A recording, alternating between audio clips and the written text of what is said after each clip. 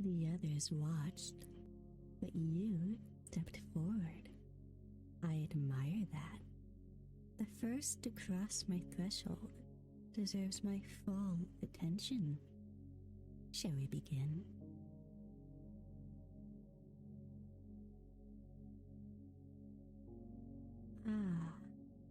I felt the shift in the wind. So many souls guided here by moonlight and wonder. Come close. The story wants to be heard.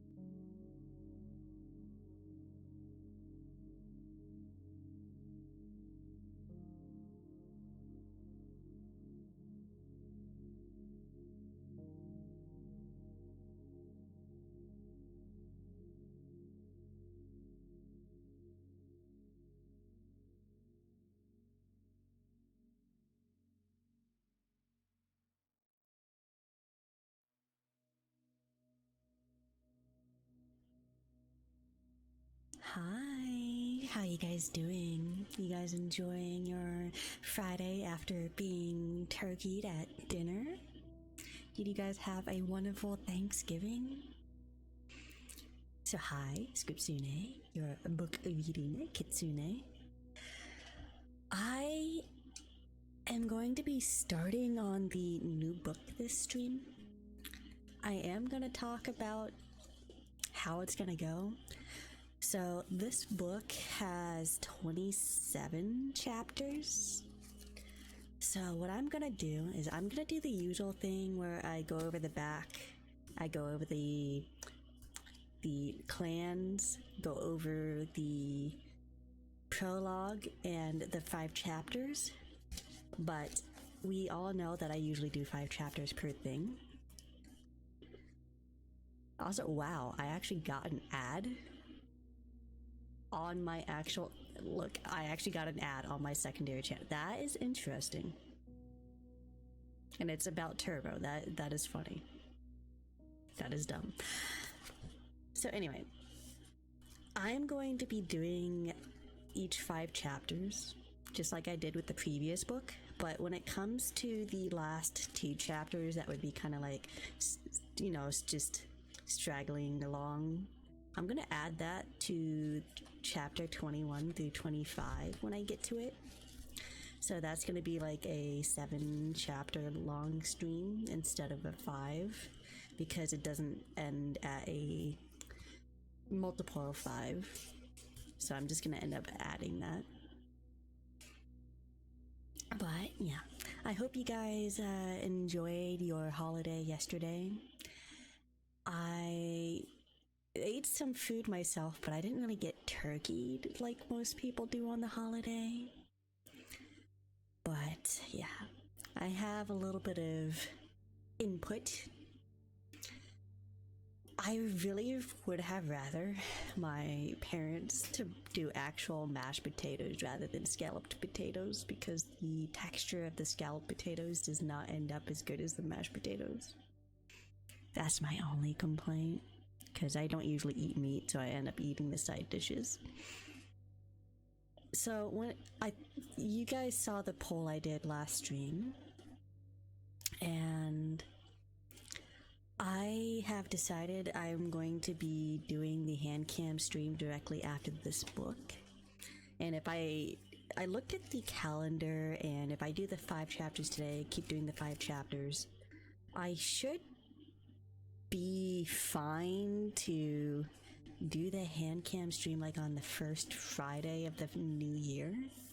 So this book should only last through December, if I do it correctly.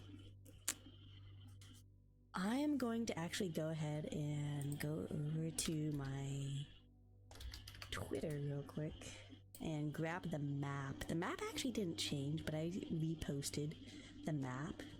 I took new pictures and used the map that's in this book. I'm gonna go ahead and grab that map and pin it so you guys can go to it if you need to. So let me copy that. I'm gonna hit the share button here, copy the link, and we're gonna do the pin. Pin message.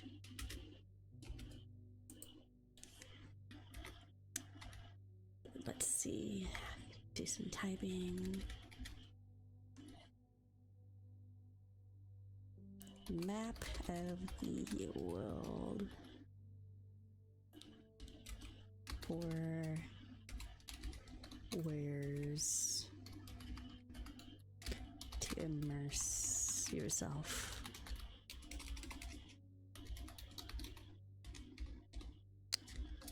I'm just gonna put the arrow there and an arrow here. That is now pinned. That will stay there until the end of the stream.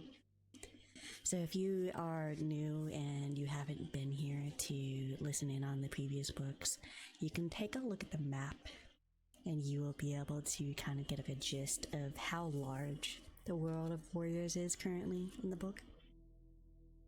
So the ending of what happened in book 4, we had Tiger Claw become the leader of Shadow Clan, and we all know that Tiger Claw was a very bad guy in the series.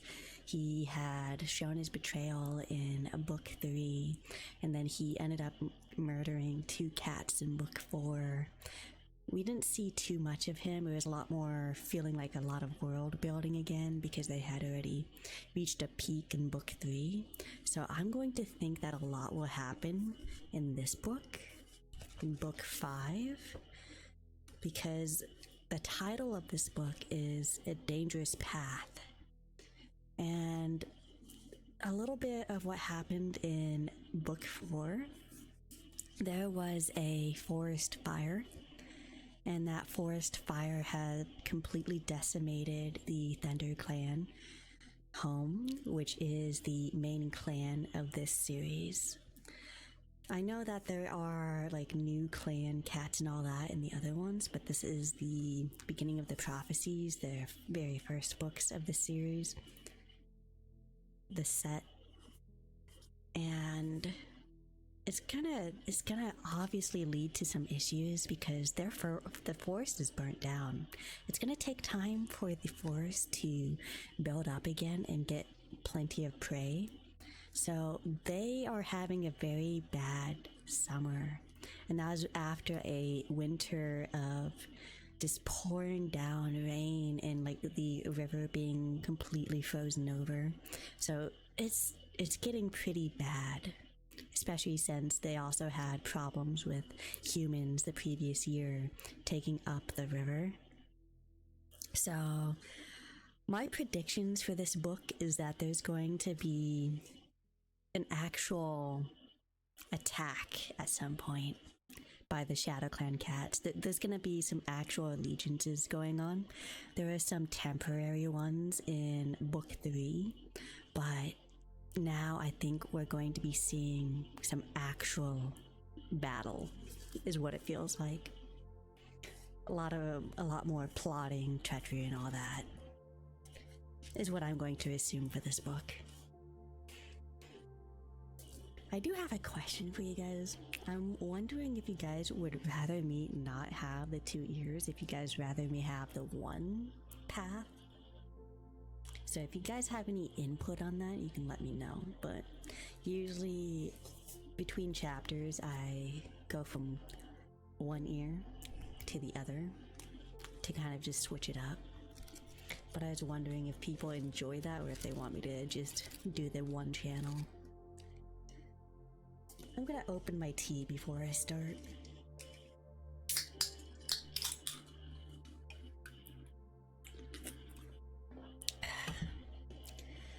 So, what I'm going to be starting with is I'm going to be reading the back snippet, and then I am going to read off the entire clan list so you guys can kind of get a feel of who is in what clan, because it does get confusing if you are just jumping into the book. And then we'll read the prologue and then the 5 chapters. So the back snippet here says, "Fire alone can save our clan." So the prophecy is coming back yet again. In the previous books, it was thought that Fireheart was the fire that would save the clans, but then we actually had a forest fire, and Blue Star was like, what is going on? How did this save our clan? So it's gonna be interesting how it turns out. I believe that it is Fireheart that is the actual prophecy because of his fur looking like fire in sunlight. The fire itself may be a nudge in the right direction to have Fireheart end up becoming the actual leader, because, well, our current leader of ThunderClan is not exactly mentally there. Tiger Star has taken charge of Shadow Clan, but will his thirst for power be satisfied? Meanwhile, a mysterious threat has invaded the forest, placing every cat's life in peril. Fireheart can't help but wonder, has Star Clan abandoned the warrior cats forever? And that is the back snippet. Let's go ahead and go over the clan lists for the book, the allegiances. So for ThunderClan, we have the leader is still Blue Star. As I said, the leader is not exactly mentally there anymore after the betrayal of Tiger Claw. Deputy, well earned by the way, if you were here for the previous books, is Fireheart, with the apprentice of Cloudpaw. Cloudpaw is Fireheart's nephew from his kitty pet sister. Medicine Cat is Cinderpelt. Okay, so one of the saddest things that happened in the previous book, and we started off hating this character. We started off absolutely hating this character. Yellowfang, the old she cat, finally passed away, trying to save one of the older cats from the fire.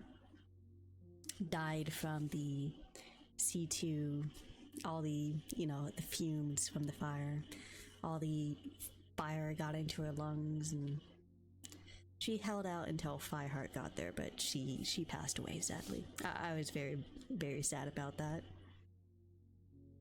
Cinderpelt was the apprentice of Yellowfang, so in this book it finally says Medicine Cat Cinderpelt. So Cinderpelt finally got turned into a proper medicine cat because the previous one passed away. The warriors in ThunderClan are White Storm with the apprentice of Brightpaw, Darkstripe with the apprentice of Fernpaw. We have Longtail with the apprentice of Swiftpaw, Mousefur with the apprentice of Thornpaw. So I see that they might be having more apprentices in this book. Because they did have kids in there, I guess they're gonna get apprentices now. We have Brackenfur, Dustpelt with the apprentice of Ashpaw. Then we have Sandstorm. Sandstorm is the she-cat that keeps talking to Fireheart. So I'm not going to go over the apprentices because I just did that with the warriors. I'm going to skip that. I'm going to go to the elders.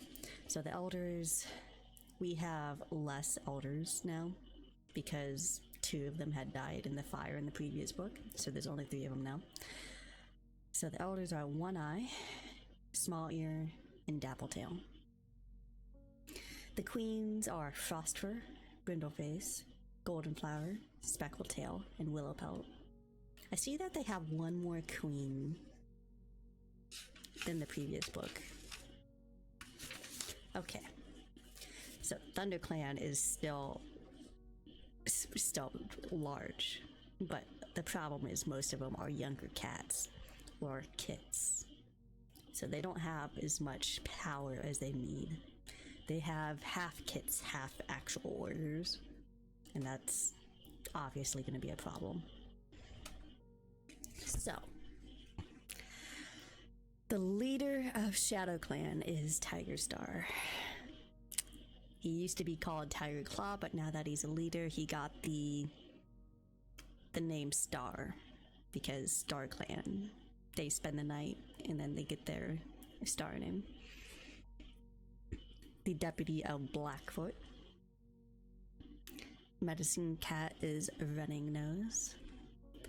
Have the warriors of Oakfur, Little Cloud, Whitethroat, Boulder, Russet Fur, with the apprentice of Cedar Paw, Jagged Tooth, with the apprentice of Rowan Paw. That's interesting. They actually have an actual name there for once. Interesting. They have the queen of Tall Poppy. Wow. That right there, they have no elders. That tells you that the sickness in book 4 that had taken them over that we saw in the prologue had obviously killed off a lot of their young cats and a lot of their elders, like all of their elders. They have no elders anymore. Wind Clan has the leader of Tallstar, the deputy of Deadfoot, the medicine cat of Barkface. The warriors are Mudclaw, Webfoot, Torn Ear, with the apprentice of Gorsepaw. That's a new apprentice.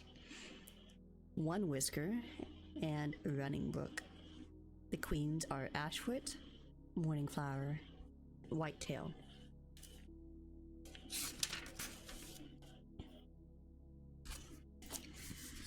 River Clan has the leader of Crooked Star, the deputy of Leopardfur, the medicine cat Mudfur. Then we have the warriors, which is Black Claw, Heavy Step, with the apprentice of Dawnpaw. We have Stonefur, Shade Pelt, Loud Belly, and Gray Stripe. So I did notice something. So in book 4, Gray Stripe was in both River Clan and also the Thunder Clan still as a warrior. So this here is telling us that Gray Stripe is no longer considered part of the Thunder Clan. He's fully integrated into the River Clan. The queens are Mistyfoot and Mosspelt, with the elder of Greypool. Oh. Yeah, I guess Greypool has gotten pretty old.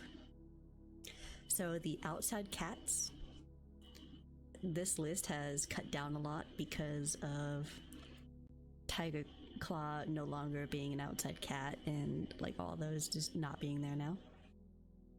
We have Barley. Barley is the barn cat.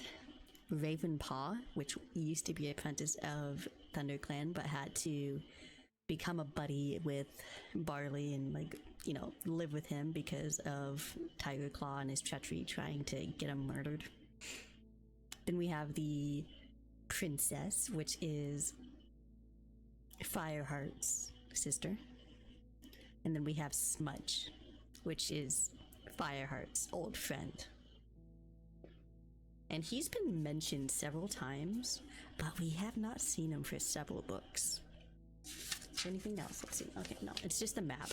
So if you want to take a look at the map, you are definitely free to. I put the link there so you can be immersed into it. I'm gonna be right back for 1 second so I can go use the restroom, and then I'm gonna jump into the prologue. So I will BRB.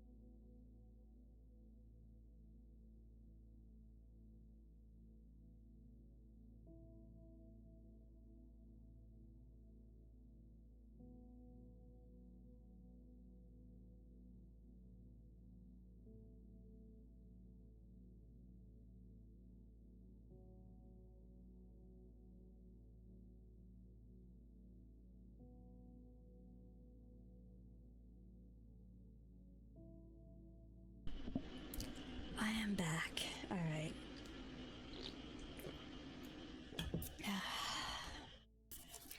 Are you ready to get into the prologue? Alright, let's see.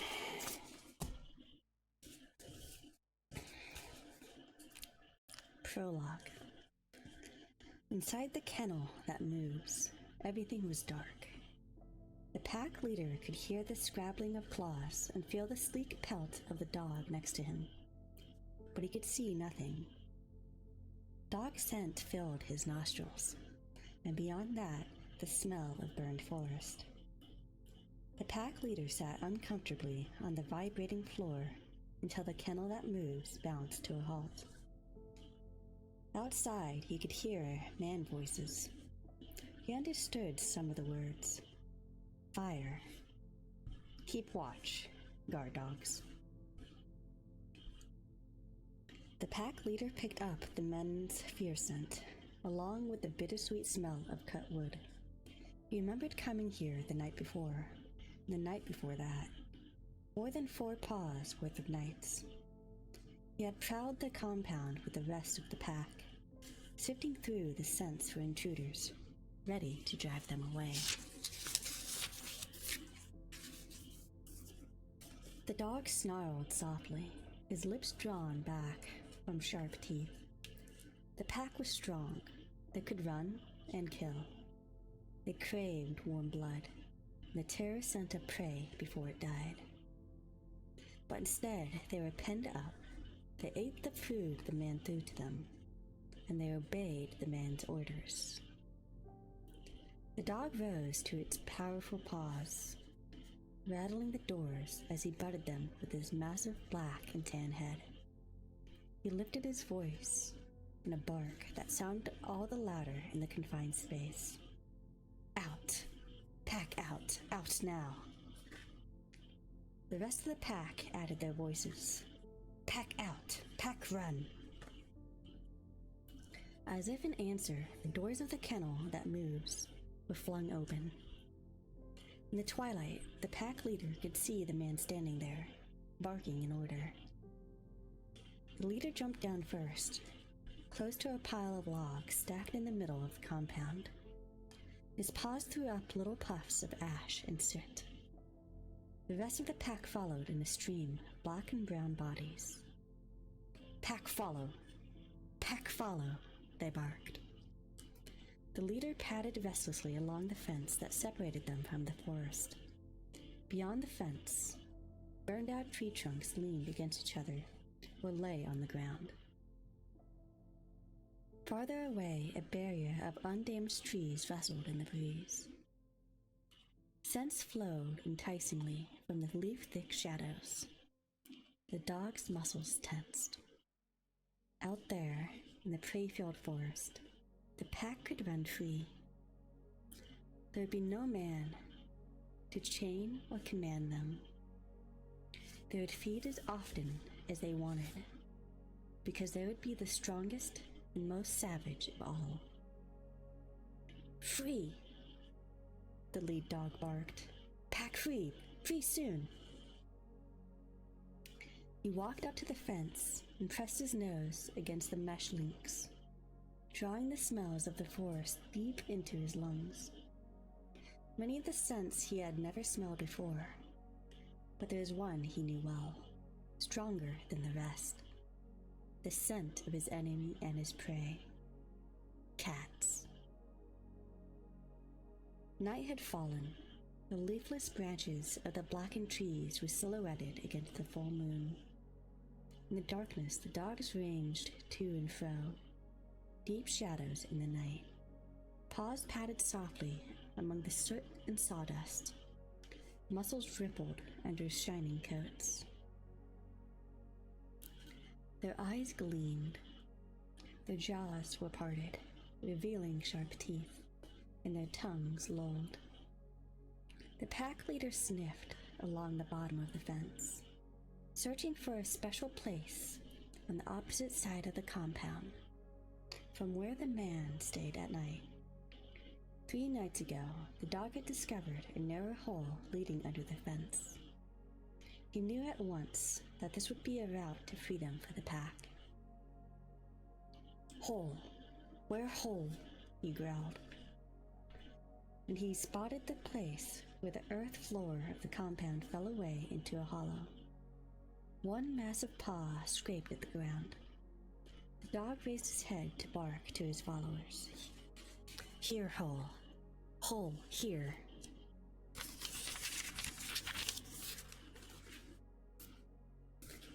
He could feel their eagerness in his own mind, sharp as thorns, hot as carrion. They came bounding up to the lead dog, answering his bark. Hole, hole. Bigger, hole bigger, the pack leader promised. Run soon. He began scraping at the ground again with all the strength in his lean, powerful body. Earth scattered as the hole under the chain-link fence grew wider and deeper. The remaining dogs milled around, snuffling at the night air that carried scents from the forest. They drooled at the thought of sinking their teeth into the warm bodies of living prey. The pack leader stopped, ears pricked for the sound of the man coming to check on them, but there was no sign of him, and his scent drifted from far away. The lead dog flattened himself on the ground and squirmed down into the hole. The bottom of the fence scraped along his pelt. The dog thrust hard with his hind paws, propelling himself forwards until he could scramble up and stand in the forest outside. Free now, he barked. Come, come. The hole grew deeper still as each dog forced his way through, to stand beside his leader among the burnt-out trees. They padded back and forth, pushing their muzzles into the holes at the roots of trees, gazing into the darkness with eyes that glowed with a cold fire. As the last dog dragged itself under the fence, the pack leader raised his head and let out a triumphant bark. Run! Pack free! Run now! Turning towards the trees, he bounded away, powerful muscles working in a smooth rhythm. The pack streamed behind, their dark shapes flashing through the forest night. Pack, pack, they thought. Pack, run. The whole of the forest was theirs, and in their minds, there was a single instinct. Kill. Kill. I guess we know what the threat is now. Jesus, that was the end of the prologue. So I guess we have a lot of dogs on the loose. That's not going to end well. My guess is that they're going to eventually get caught, but it's going to take some time because the forest is still relatively large. That's a couple of acres that they're going to have to comb through. I don't know how those dogs are going to hide with the burnt trees, though. I just don't know how that's going to work out for them.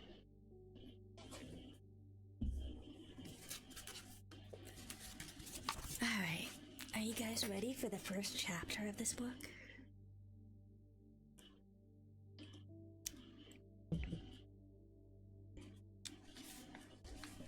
Chapter 1. Fireheart's fur bristled with disbelief and fury as he gazed up at the new leader of ShadowClan standing on the great rock. He watched as the cat swung his massive head from side to side. Muscles rippled under his gleaming pelt, and his amber eyes seemed to glow with triumph. That's right, bot. Get banned by SiriBot. Good job, SiriBot. Tiger Claw, Fireheart spat. His old enemy. The cat who tried to kill him more than once was now one of the most powerful cats in the forest.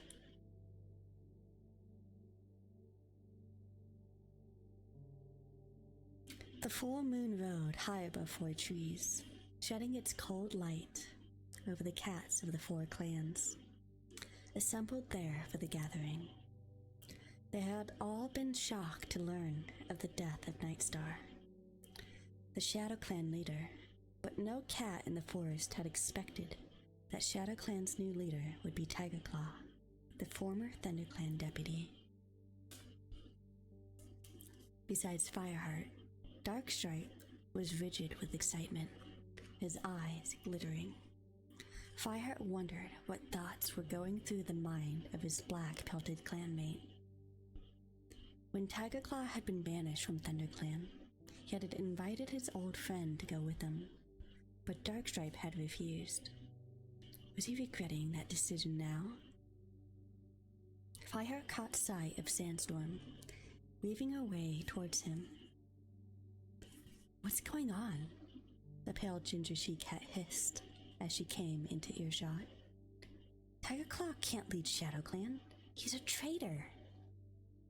For several heartbeats, Fireheart hesitated. Shortly after he had joined ThunderClan, Fireheart had discovered that Tigerclaw had murdered Redtail, the deputy. Once Tigerclaw became deputy himself, he had led rogue cats to attack the ThunderClan camp, trying to murder their leader, Bluestar, so that he could take her place. As punishment, he had been banished from their clan and the forest. It is hardly a noble history for a leader of any clan. But ShadowClan don't know about all that. Fireheart reminded Sandstorm now, keeping his voice low. None of the other clans know. Then you should tell them. Fireheart glanced up at Tallstar and Crooked Star, the leaders of WindClan and RiverClan respectively, who stood beside Tigerstar on the Great Rock. Would they listen if he told them what he knew? ShadowClan had suffered so much from Broken Tail's bloodthirsty leadership.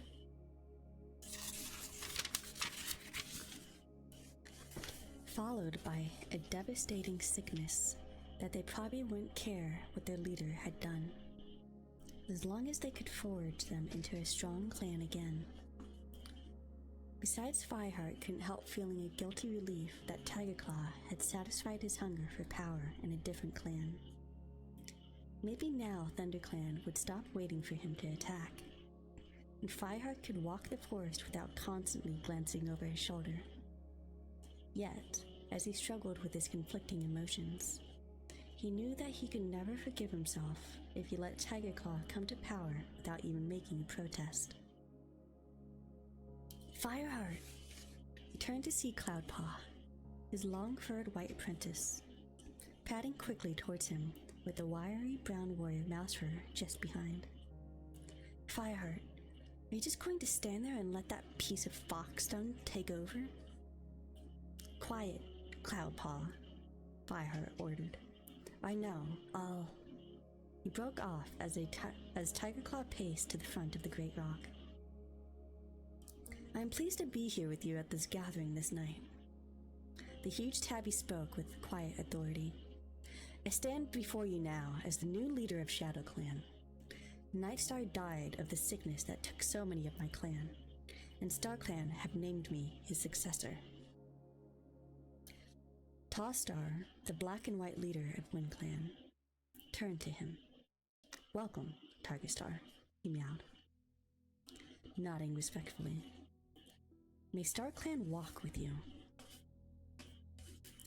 Crooked Star meowed agreement as the new Shadow Clan leader tipped his head in acknowledgement. I thank you for your greetings, Tigerstar replied. It's an honor to stand here with you, although I wish the circumstances could have been different. Wait a moment, Tallstar interrupted him. There should be 4 of us here. He peered down at the crowd of the cats below. Where's the leader of ThunderClan? Go on. Fireheart felt a cat nudge him, and glanced around to see that Whitestorm had joined the other ThunderClan warriors. You're taking Bluestar's place, remember? Fireheart nodded to him, suddenly unable to speak. He bunched his muscles and got ready to spring. A heartbeat later, he was scrabbling to the top of the great rock to stand beside the 3 leaders. For a moment, the unfamiliar viewpoint took his breath away. He seemed to be far above the hollow, watching the changing patterns of light and dark on the cats below as the moon shone through the branches of the 4 massive oak trees. Fireheart shivered as he caught the pale gleam reflected from the countless pairs of eyes. Fireheart? He looked up as Tallstar spoke. Why are you here? Has something happened to Bluestar? Fireheart dipped his head respectfully. Our leader breathed smoke in the fire, and she's not well enough yet to travel, but she'll recover, he added hastily. It's nothing serious.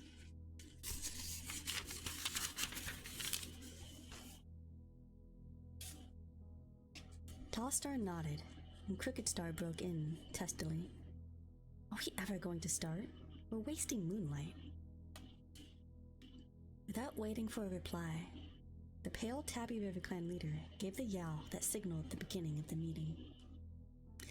When the murmuring of the cats below had died away, he meowed.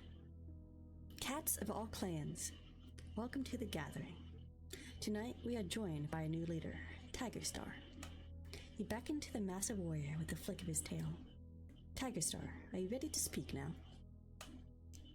Thanking him with a courteous nod, Tigerstar stepped forward to address the assembled cats. I stand here before you by the will of StarClan. Nightstar was a noble warrior, but he was old, and he did not have the strength to fight the sickness when it came. His deputy, Cinderfur, died too. Fireheart felt his fur prickling with unease as he listened. Clan leaders received 9 lives when they went to share tongues with StarClan at Mothermouth. And Nightstar had become leader only a few seasons ago. What had happened to his 9 lives? Had ShadowClan's sickness been so violent that it had taken all of them? Looking down, Fireheart caught sight of Running Nose, the ShadowClan medicine cat, sitting with his head bowed. Fireheart could not see his face, but his hunched posture suggested that he was lost in misery. It must be hard for him, Fireheart thought, to know that all his skill had not been enough to save his leader. StarClan brought me to the ShadowClan when its need was greatest. Tigerstar continued from the top of the great rock. Not enough cats survived the sickness to hunt for the nursing queens and elders, or to defend their clan. And no warrior was ready to take on the leadership. Then StarClan sent an omen to Running Nose. that another great leader would arise. I swear by all of our warrior ancestors that I would become that leader. Out of the corner of his eye, Fireheart noticed that Running Nose was shifting uncomfortably. For some reason, he looked unhappy at the mention of the omen. Fireheart suddenly realized that his own task had become much harder. If there had been an omen, then StarClan themselves must have chosen Tiger Star as the new leader of ShadowClan. Surely it was not a place of Fireheart or any other cat to question their decisions. What could he say now that would not seem to challenge the will of their warrior ancestors?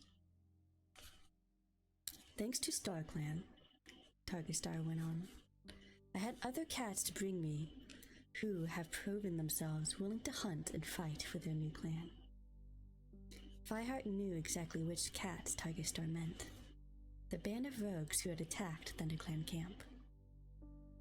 You could see one of them just below the Great Rock, a huge ginger Tom, sitting with his tail curled around his paws. The last time Fireheart had seen him, he had been grappling with Brindleface, trying to break into the ThunderClan nursery. Ironically, some of these rogues had grown up in ShadowClan and had supported their tyrannical leader, Broken-Tail. They had been driven out with their leader, and ThunderClan had come to the aid of the oppressed clan. Tallstar steps forward, a doubtful look in his eyes. Broken-Tail's allies were cruel and bloodthirsty, just as he was. Is it really wise to let them back into the clan? Fireheart could understand Tallstar's misgivings, since these very cats had driven WindClan from their territory and had almost destroyed them. He wondered how many ShadowClan warriors shared his concern. After all, Broken-Tail's own clan had suffered almost as much as WindClan had from their murderous leader's rule. He was surprised they would take the outlaws back. Broken-Tail's warriors obeyed him, Tiger Star replied calmly. Which of you wouldn't do the same for your own leader? The warrior code says that the leader's word is law. He swiped his tongue around his muzzle before continuing. These cats were loyal to Broken-Tail. They would be loyal to me now. Blackfoot, who is Broken-Tail's deputy, is my deputy now. Tallstar still looked suspicious, but Tiger Star met his gaze steadily. Tallstar, you're right to hate Broken-Tail. It did great harm to your clan, but let me remind you that it was not my decision to take him into ThunderClan and care for him. I spoke against that from the first, but when Blue Star insisted on giving him sanctuary, loyalty to my leader meant that I had to support her. The WindClan leader hesitated and then bowed his head. That's true, he meowed. Then all I ask is that you trust me and give my warriors a chance to show that they can honor the warrior code and prove the loyalty to ShadowClan once more. With the help of StarClan, my first task is going to make ShadowClan well and strong again, Tiger Star vowed. Perhaps, Fireheart thought hopefully, now that Tiger Star had achieved his ambition, he really would become a great leader. He had said that the outlaws deserved another chance. Perhaps the same was true of Tiger Star himself. Yet every hair in Fireheart's pelt was prickling. He still wanted to make it clear to Tiger Star that ThunderClan was not his for the taking. He was so deep in thought that he hardly realized that Tiger Star had finished addressing the assembled clans. Fireheart, Tallstar meowed. Do you want to speak now? Fireheart swallowed nervously and padded forward. The rock cool and smooth beneath his paws. Below, he could see Sandstorm and the other ThunderClan cats looking up at him expectantly. The pale ginger she-cat was watching him with a glow of admiration in her eyes. Feeling encouraged, Fireheart began to speak. He wasn't going to pretend that ThunderClan camp had not been devastated by the recent fire. but he did not want to give the impression that the clan was weak. Leopardfur, the River Clan deputy, was listening intently. As Fireheart glanced at her, she narrowed her eyes as if she were measuring his words carefully. River Clan had helped ThunderClan escape from the fire, and no cat knew better than Leopardfur how vulnerable they were. A few dawns ago, Fireheart reported. A fire started in the tree-cut place and swept through our camp. Halftail and Patchpelt died, and the clan honors them. And we especially honor Yellowfang. She went back into the burning camp to rescue Halftail. He bowed his head, memories of the old medicine cat threatening to overwhelm him. I found her in her den, and I was with her when she died. Wails of dismay broke out among the listening cats. Not only ThunderClan had the reason to grieve for Yellowfang's death. Fireheart noticed Runningnose sitting erect and gazing upward. His eyes clouded with sorrow. Oh, hi, Holy, welcome in. He had been Yellowfang's apprentice when she was ShadowClan's medicine cat, before Brokentail drove her out. Our new medicine cat will be Cinderpelt, Fireheart went on. Bluestar suffered from breathing in smoke, but she is recovering. None of our kits were harmed. We are rebuilding our camp. He did not mention the shortage of prey in the burned stretch of forest, or the way the camp was still open to attack in spite of their efforts to rebuild the walls. We must thank River Clan, he added, with a respectful glance at Cricket Star. They gave us shelter in their camp during the fire. Without their help, more of our cats might have died. As Cricket Star acknowledged his words with a nod, Fireheart couldn't resist glancing down at Leopardfur again. The River Clan deputy hadn't shifted her amber gaze from him. Pausing to take a deep breath, Fireheart turned to Tiger Star. ThunderClan accepts that StarClan has approved your leadership, he meowed. As rogues, your followers stole from all four clans while they roamed the forest. So it is good that they have their own clan again. We trust that they will be bound by the warrior code and will be kept to their own territory. He thought he could see a gleam of surprise in Tiger Star's eyes, and continued firmly. But we will not tolerate any invasions into ThunderClan territory. In spite of the fire, we are strong enough to drive out any cat who sets a paw over our borders. We have no fear of ShadowClan. One or two yowls of agreement rose from his own warriors below. Tiger Star gave a slight dip of his head and spoke in a low rumble that carried no further than the other cats on top of the great rock. Brave words, Fireheart. You have nothing to fear from ShadowClan. Fireheart wished that he could believe him. Bowing his head in acknowledgement, he stepped back again. His fur flattening in relief that his turn to speak was over, and listened while Tall Star and Crooked Star gave the news from their own clans. Word of the new apprentices and warriors, and a warning of extra two-legs by the river. When the formal part of the meeting was over, Fireheart sprang down to the group of ThunderClan warriors at the base of the rock. You spoke well, meowed Whitestorm. Sandstorm's eyes shone as she looked at Fireheart, and she pressed her muzzle against his neck. Fireheart gave her cheek a quick lick. It's time to go, he meowed. Say your goodbyes, and if any cat asks, tell them that ThunderClan is doing fine. Throughout the clearing, the groups of cats were breaking up as all four clans prepared to leave. Fireheart began looking around for the rest of his warriors. He caught sight of a familiar blue-gray shape and bounded across the hollow to join her. Hi, Mistyfoot, he meowed. How are you? How's Greystripe? I didn't see him here tonight. Greystripe had been Fireheart's first friend in ThunderClan. They had trained together as apprentices, but then Greystripe had fallen in love with Silverstream,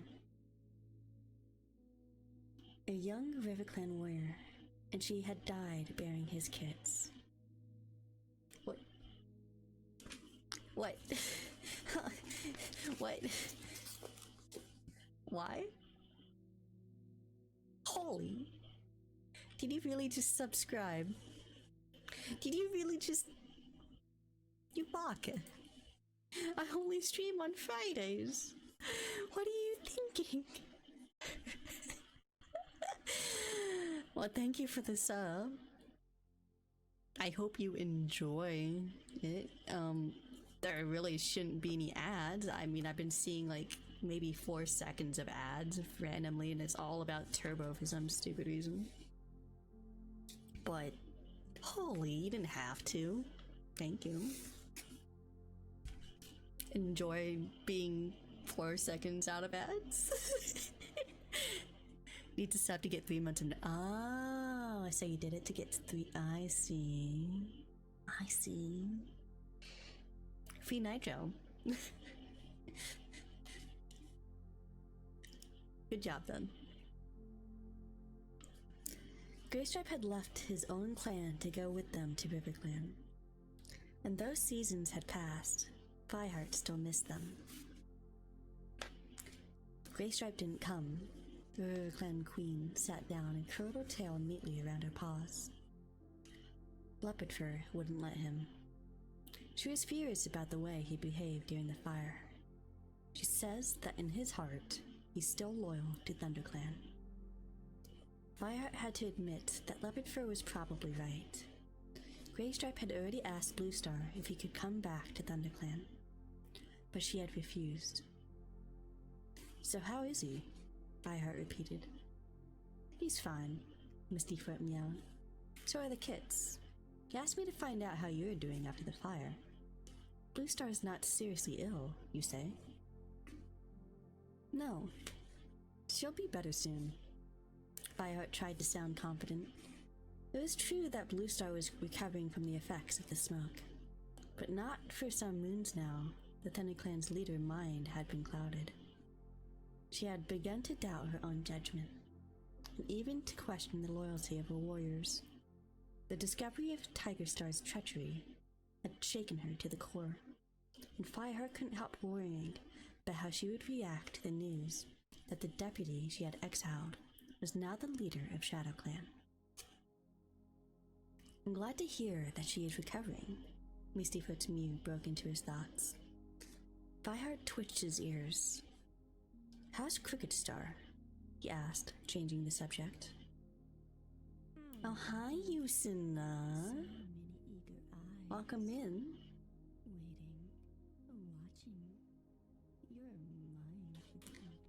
The RiverClan leader had seemed frail when he had allowed ThunderClan to shelter in his camp. And tonight, next to Tigerstar, he looked even more older than Fireheart remembered. But maybe that wasn't surprising. The RiverClan leader had to cope with the floods that had driven his cats out of their camp, and with a shortage of prey because two-leg rubbish had poisoned the river. More than all that, Greystripe's beloved Silverstream had been Crooked Star's daughter, and her death had caused him much grief. He's okay, meowed Mistyfoot. He's been through a lot recently, mind you. I'm more concerned about Greypool, she added, naming the cat who had raised her from kithood. She seems so old now. I'm afraid she'll go to StarClan soon. Fireheart would have liked to give the young queen a comforting lick, but he was not sure how the RiverClan cat would take that from a cat of another clan. Apart from Greypool, Fireheart was the only cat who knew that the frail RiverClan elder was not the real mother of Mistyfoot and her brother, Stonefur. Their father, Oakheart, had died to bring them... Their father Oakheart had brought them to RiverClan when they were tiny kids, and Greypool had agreed to take care of them. Their real mother was Bluestar. As Fireheart murmured sympathetically and said his goodbyes to Mistyfoot, he couldn't help feeling that the trouble was still in store for both clans because of Bluestar's secret. That was the end of chapter 1. I'm gonna take a quick break and then I will be right back and start reading chapter 2.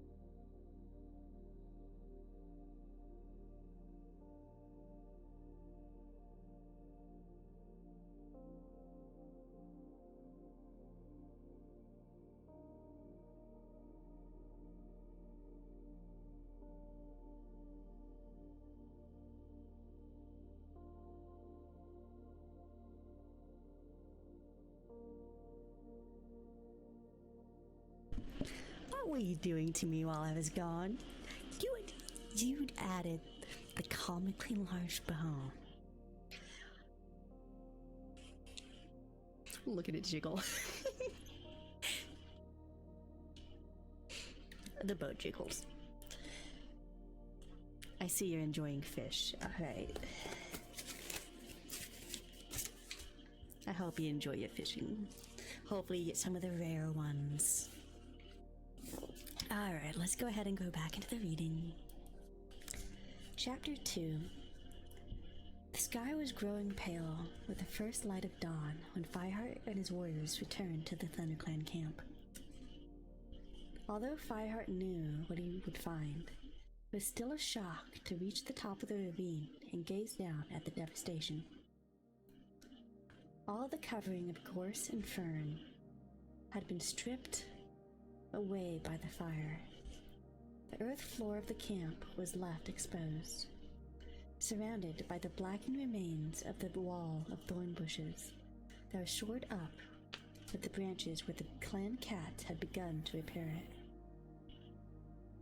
Will it ever be the same? Sandstorm meowed softly as she came to stand beside him. A wave of exhaustion flooded over Fireheart as he thought of how much time and work it would take before the camp was fully rebuilt. One day, he promised. We've been through bad times before. We'll survive.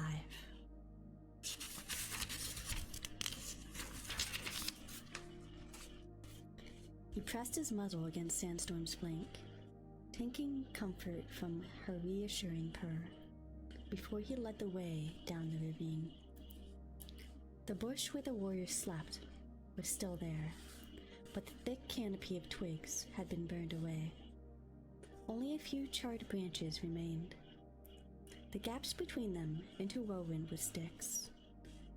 Brackenfur was crouching outside, while Longtail sat unwatched near the entrance to the nursery, and Despot paced back and forth in front of the Elder's den. Brackenfur sprang to his paws as Fireheart and the others appeared, only to relax a moment later. "It's you," he meowed, relief in his voice. "We've been expecting Tigerclaw all night." "Well, you can stop worrying," Fireheart meowed. "He's too busy to worry about us. Tigerstar is the new leader of ShadowClan." Brackenfur stared in astonishment. "Great Star Clan," he said with a gasp. "I don't believe it." "What did you say?" Fireheart turned to see Longtail loping across the clearing. Did I hear you right? You did. Fireheart could see the shock in the tabby warrior's face. Tigerstar has taken over ShadowClan. And they let him? Meowed Longtail. Are they mad? Not mad at all, Whitestorm replied, coming up to stand beside Fireheart. The elderly warrior scraped the bare earth with his paws and settled down on his haunches with a tired sigh. His thick white fur was stained with soot after the journey back through the forest. The sickness almost destroyed the ShadowClan cats. They were desperate for a strong leader. Tigerstar must have seemed like a gift from StarClan. Sounds like that's just what he was, Fireheart agreed heavily. Apparently StarClan sent an omen to Running Nose to tell ShadowClan that the great leader would arise. But Tigerstar is a traitor, Brackenfur protested. ShadowClan don't know that, Fireheart pointed out. By this time, other cats were appearing. Brightpaw and Swiftpaw ran over from the apprentice's den. Dustpelt padded up with Darkstripe's apprentice, Fernpaw. Speckletail peered curiously out from the nursery as they pressed around Fireheart with their questions. He had to raise his voice to make himself heard. Listen, all of you, he meowed. There's something you need to hear. And I have to tell Bluestar, he added silently, bracing himself for the encounter. Whitestorm would tell you what happened at the gathering, he went on, and then I want a dawn patrol. He hesitated, looking around at the assembled cats. All the warriors were tired. Those who hadn't been to the gathering had stayed awake to guard the camp.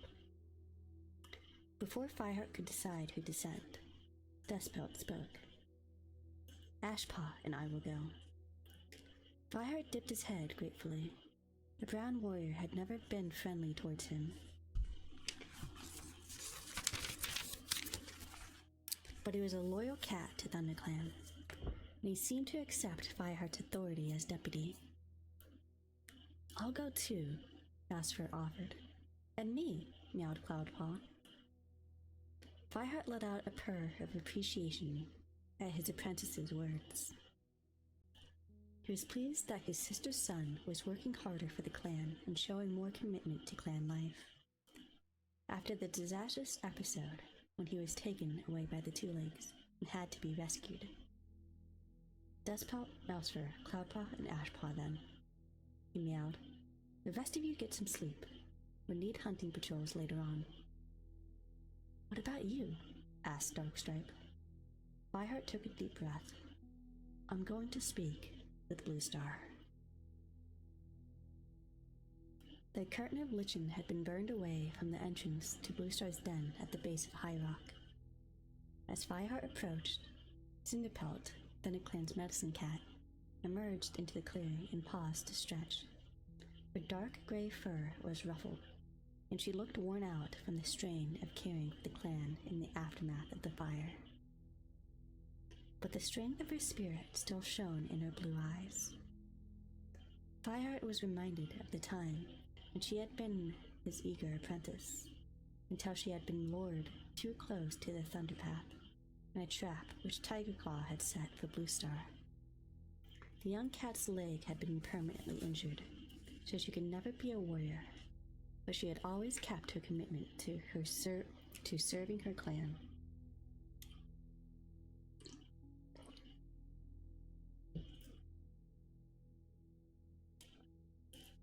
Fireheart padded up to her. How's Bluestar today? He asked quietly. Cinderpelt cast a worried glance back to the den. She didn't sleep last night, she replied.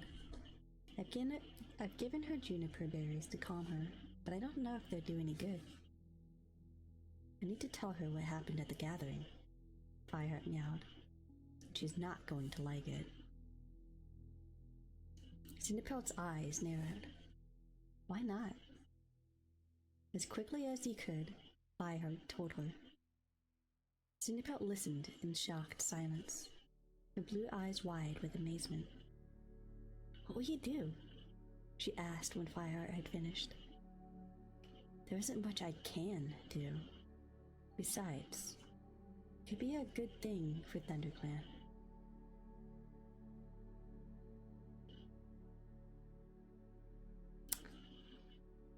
That right there. Oh my god. I'm sorry, this threw me off. I know I said the full word ThunderClan, but they kind of missed the ER in the ThunderClan.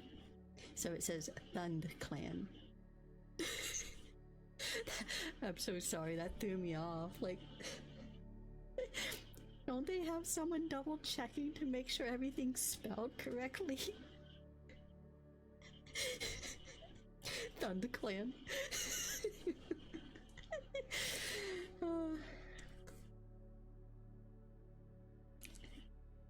Tiger Star got what he wants now. Lazy publisher. Yeah, for real. I needed to. You know what? Hang on. I'm gonna take a picture of this and I'm gonna post it. What is ThunderClan?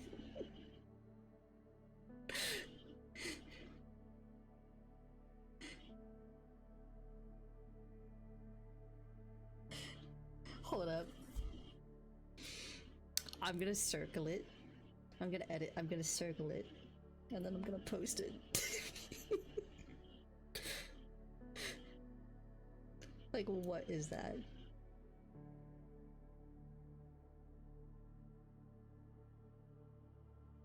ThunderClan.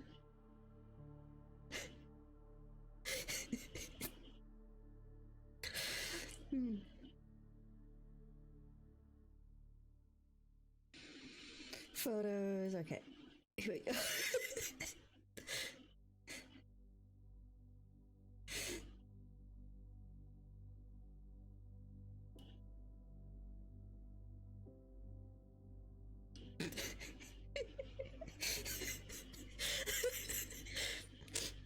There, I posted it. I posted it on Twitter. That cracked me up so much. I know that you know what my Twitter is, Holy, but I just sent an image of why I was cracking up. Like, it's at the very end of that sentence. But, like, it caught me. I had to register that in my mind. And then start laughing at it. After I read it as ThunderClan. I corrected it, but I noticed it while I was reading it. Okay, back to reading. Tiger Star's got what he wants now. And with any luck, he's going to be far too busy working for his new clan into the shape to bother about us. Seeing that Cinderpelt looked disbelieving, he added hastily, who they choose for the leader is ShadowClan's business. We have to keep watch on the borders, but I don't believe Tiger Star will be much of a threat, for a while at least. I'm more worried about how Blue Star is going to take it. This is going to make her worse, Cinderpelt meowed anxiously. I only hope I can find the right herbs to help her. I wish Yellowfang were here.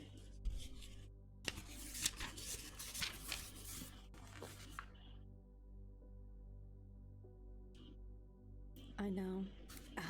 My voice is cracked. Hang on a second. I'm still thinking about the ThunderClan.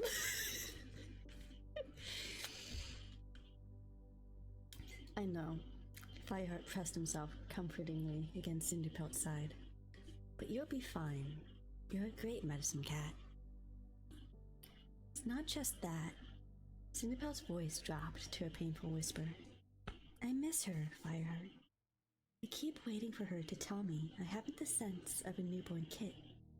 At least, when she praised me, I knew she really meant it. I want her, Fireheart. Her scent. and the feel of her fur, and the sound of her voice. I know, Fireheart murmured. He felt an emptiness inside as the memories of the old cat flooded over him. He had been very close to Yellowfang, ever since he had discovered her living as a rogue in ThunderClan territory. But she hunts with StarClan now. And perhaps she found peace at last, he reflected, as he remembered the torment in Yellowfang's voice, as she died thinking of her son, Broken Tail, the murderous cat she had never stopped loving, even though he had grown up without knowing she was his mother. In the end, she had killed him to save her adopted clan from his bloodthirsty scheming. Yellowfang's pain was at an end, but Fireheart could not imagine that he would never stop missing her. You go to High Stone soon, don't you? He reminded Cinderpelt. To meet the other medicine cats? I think you'll feel very close to Yellowfang then. Oh, there goes the bell. Maybe you're right, Cinderpelt pushed away from him. I can just hear Yellowfang now, she meowed. Why are you standing around moaning when there's work to be done? You go and talk to Blue Star. I'll look in on her again in a bit. If you're sure you're okay, mewed Fireheart. I'm fine. Cinderpelt gave his ear a quick lick. Be strong for her, Fireheart, she urged. She needs you more than ever. Fireheart watched as the medicine cat, as she limped rapidly away, and then turned toward Blue Star's den. Taking a deep breath, he called a greeting and entered through the gap where the lichen used to grow. Blue Star was crouched on a pile of bedding at the back of the cave, her forepaws tucked under her chest, her head raised, but she was not looking at Fireheart. Instead, her blue eyes were blank, fixed on something far away that only she could see. Her pelt was rough and unwashed, and she was so thin that Fireheart could see every rib. His heart twisted with pity for her, and fear for the rest of his clan. The leader had diminished into an old, sick cat, broken by trouble and unable to defend herself, let alone her clan. Blue Star?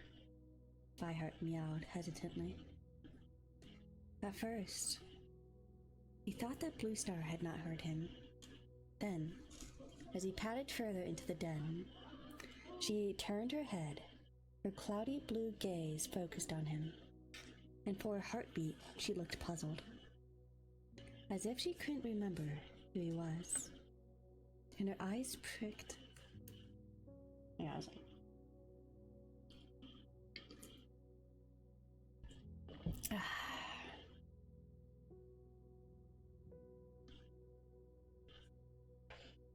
Then her ears pricked and intelligence flooded back into her eyes.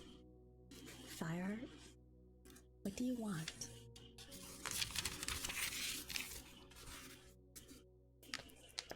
Fireheart dipped his head respectfully. I'm just back from the gathering, Blue Star. I'm afraid there's bad news. He paused. Well? Blue Star sounded irritable. What is it? ShadowClan has a new leader, Fireheart meowed. He plunged straight on. It's Tigerclaw. Tiger Star now. In an instant, Blue Star leaped to her paws. Her eyes blazed cold fire, and Fireheart flinched at the reminder of the formidable cat she had once been. That's impossible, she hissed. No, it's true. I saw him myself. He spoke from the great rock with the other leaders. For a few moments, Blue Star did not reply. She paced from one side of the den to the other and back again, her tail lashing. Fireheart backed towards the entrance, not at all sure that Blue Star wouldn't attack him for bringing this terrible news. How dare ShadowClan do this? she spat at last. How dare they shelter the cat who tried to murder me, and make him their leader? Bluestar, they don't know, Fireheart began, but the ThunderClan leader was not listening to him. And the other leaders? She demanded. What did they think? How could they let this happen? No cat knows what Tigerstar did to ThunderClan. Fireheart struggled to make Bluestar think logically. Cricketstar didn't say much, although Tallstar was unhappy at first that Tigerstar had taken Broken Tail's old followers back into the clan. Tallstar, Bluestar spat. You should know by now that we can't trust him. After all, it didn't take him long to forget what we did for his clan. After you and Greystripe risked your lives to find them and bring them home. Fireheart started to protest, but Bluestar ignored him. StarClan have abandoned me, she went on, still pacing furiously. They told me that fire would save the clan, but fire has almost destroyed us. How can I ever trust StarClan again, especially now? They have granted a leader's 9 lives to that traitor. They care nothing for me or ThunderClan. Fireheart flinched. Bluestar, listen. No, Fireheart. You listen. Bluestar padded over to him. Her fur was fluffed up and her teeth bared in anger. ThunderClan is doomed. Tigerstar will lead ShadowClan to destroy us all, and we can't even expect help from StarClan. Tigerstar didn't seem hostile. Fireheart was desperately trying to get through to his leader. When he spoke, all he seemed to care about was leading his new clan. Bluestar let out a crack of harsh laughter. If you believe that, Fireheart, you're a fool. Tigerstar will be here before Leaffall. You mark my words. But you'll find us waiting for him. If we're all going to die, we'll take a few of ShadowClan with us.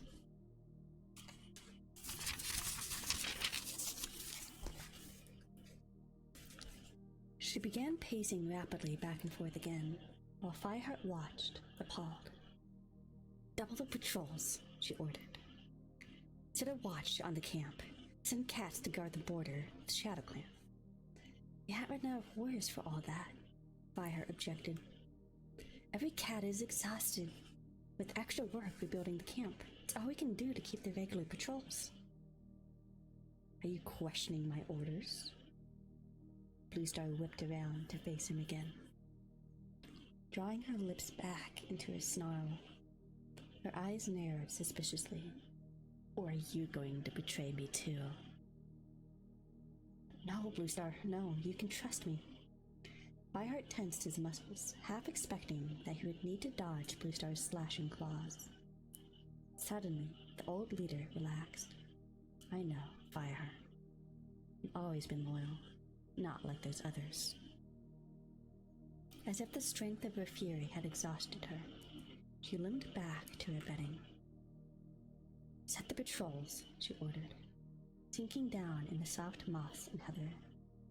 Do it now, before ShadowClan makes crow food of us all. Yes, Bluestar. Fireheart saw no point in arguing more. He bowed his head and backed out of the den. Bluestar's gaze was once more fixed on something unseen. Fireheart wondered if she was looking into the future and watching the destruction of her clan. That was the end of chapter 2. Got quite the heated argument at the end. Alright, I'm gonna go ahead and move on to chapter 3 as soon as I drink some water.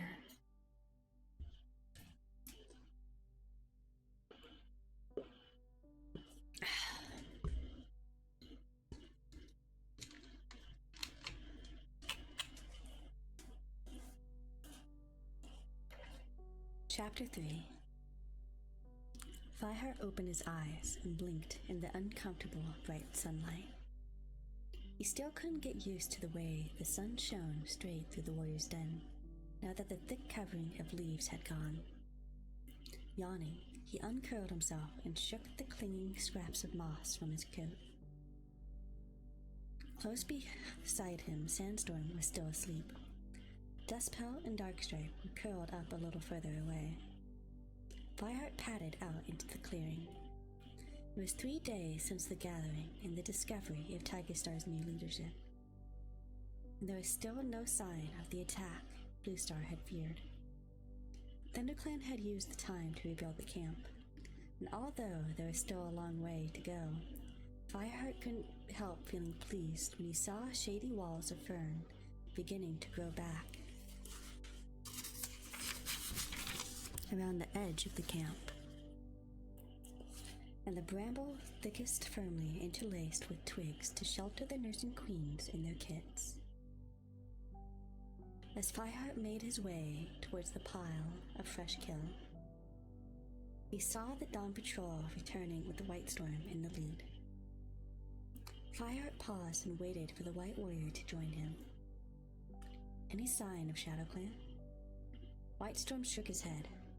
Nothing, he meowed. Just the usual scent markings along their border. There was one thing, though. Fireheart's ears pricked. What? Not far from Snake Rocks, we found a whole stretch of undergrowth trampled down, and pigeon feathers scattered all over it. Pigeon feathers? Fireheart echoed.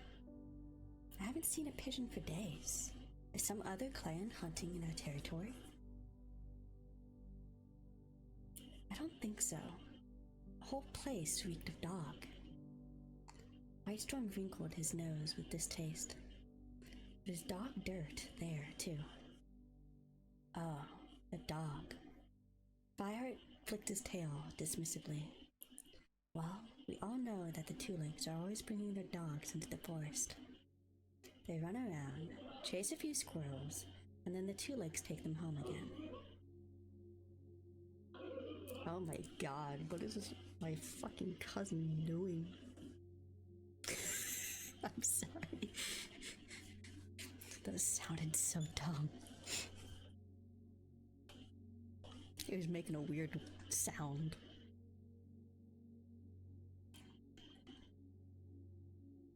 He let out a purr of amusement. The only unusual thing is that it looks as if this one caught something. To his surprise, Whitestorm continued to look serious. All the same, I think you should tell the patrols to keep their eyes open, he meowed. Okay. Fireheart respected the older warrior too much to ignore his advice. But privately, he thought the dog would be a long way away by now, shut up somewhere in Two Lake Place. Dogs were noisy nuisances, but he had more important things to worry about. He was reminded of his anxiety about food supplies as he followed Whitestorm to the pile of fresh kill. Brightpaw, Whitestorm's apprentice, and Cloudpaw, who made up the rest of the patrol, were already there. Look at this, Cloudpaw complained as Fireheart came up. He turned a vole over with one paw. There's hardly a decent mouthful on it.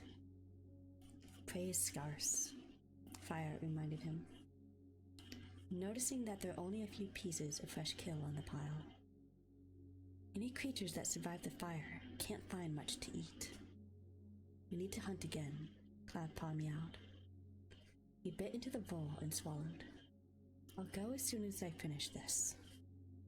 You can come with me, viewed Fireheart, selecting a magpie for himself.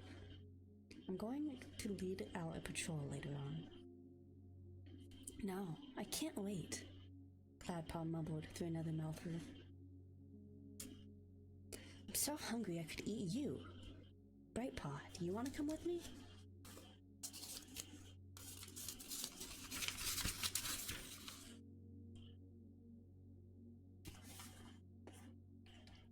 Brightpaw, who was neatly tucking into a mouse, glanced at her mentor for permission. When Whitestorm nodded, she sprang up. Ready when you are, she meowed. All right then, meowed Fireheart.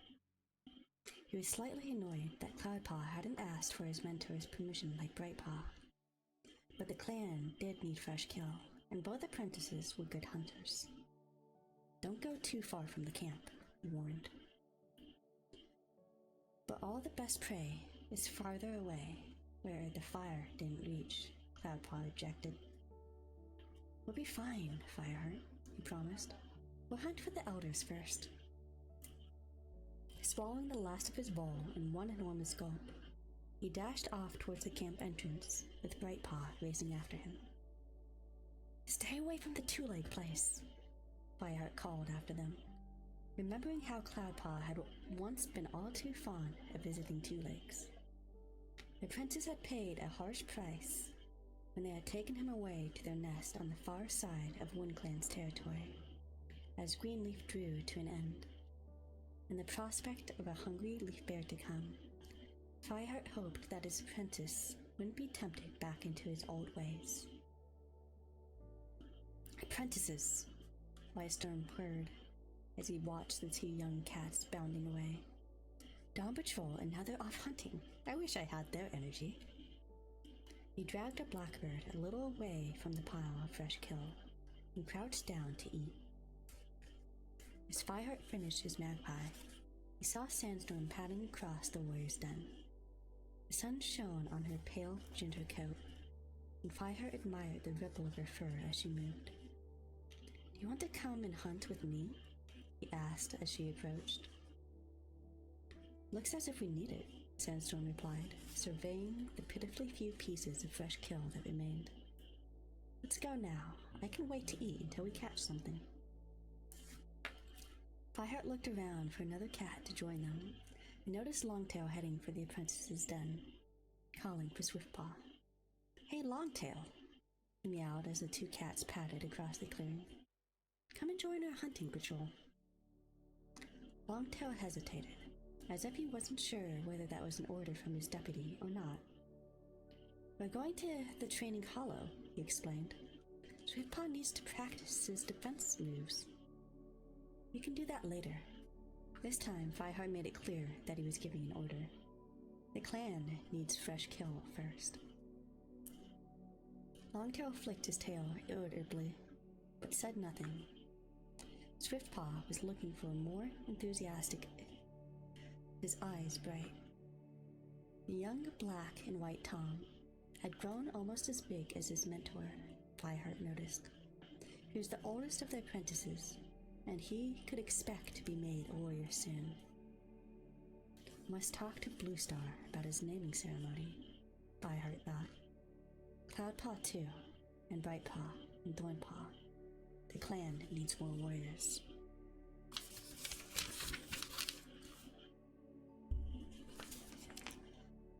Leaving Whitestorm to take a well-earned rest, Fireheart led his hunting party out of the camp and up the ravine. At the top, he turned towards Sunning Rocks, doing his best to carry out Bluestar's order about doubling the patrols. He had instructed all the hunting parties to do the border duty as well, staying alert for other clan scents or any other signs of enemy presence. In particular, had warned them to keep a careful watch on the Shadow Clan border, but privately resolved not to neglect River Clan. He had an uneasy feeling about their relationship with Thunder Clan. With Cricket Star growing old, his deputy, Lubberfur, would have more authority. And Fireheart still expected her to ask for something in return for River Clan's help on the night of the fire. As Fireheart led the way towards the river, he noticed plants pushing their way up through the blackened soil. New ferns were beginning to uncoil, and green tendrils spread out to cover the earth. The forest was beginning to recover, but as leaffall approached, growth would slow down. Fireheart was still worried that his clan was heading for a cold and comfortless leaf bear. When they reached Sunning Rocks, Longtail led Swiftpaw into one of the gullies between the rocks. "You can practice listening for mice and voles," he told his apprentice. "See if you can catch something before the rest of us." Fireheart watched them go approvingly. The pale tabby warrior was a conscientious mentor, and a strong bond had grown between him and Swiftpaw. Fireheart skirted the rocks on the side that faced the river, where more of the grass and foliage had survived. It was not long before he spotted a mouse scuffling among some brittle grass stems, as it sat up, nibbling a seed clasped in its forepaws. Fireheart sprang to finish it off swiftly.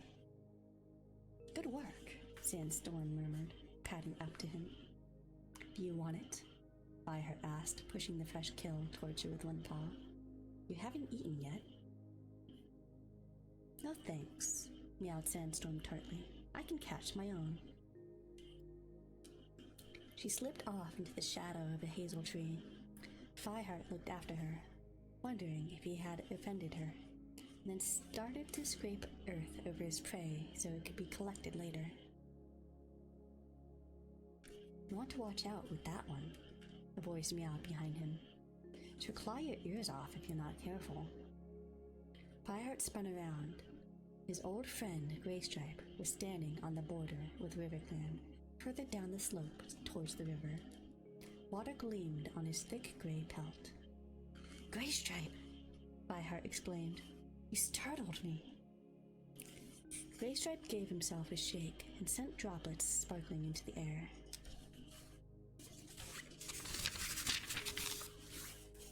"I saw you from the other side of the river," he meowed. "I never thought I'd find you catching prey for Sandstorm. Special to you, is she?" "I don't know what you're talking about," Fireheart protested. His fur suddenly felt hot and prickled as if ants were crawling through it. "Sandstorm is just a friend." Graystripe let out a purr of amusement. "Oh, sure, if you say so." He strolled up the slope and lowered his head to butt Fireheart affectionately on the shoulder. "You're lucky, Fireheart. She's a very impressive cat." Fireheart opened his mouth and then closed it again. Graystripe wouldn't be convinced no matter what he said. And besides, maybe he was right. Maybe Sandstorm was becoming more than a friend. "Never mind that," he meowed, changing the subject. "Tell me how you're getting on. What's the news in RiverClan?" The laughter died from Graystripe's yellow eyes. "Not much.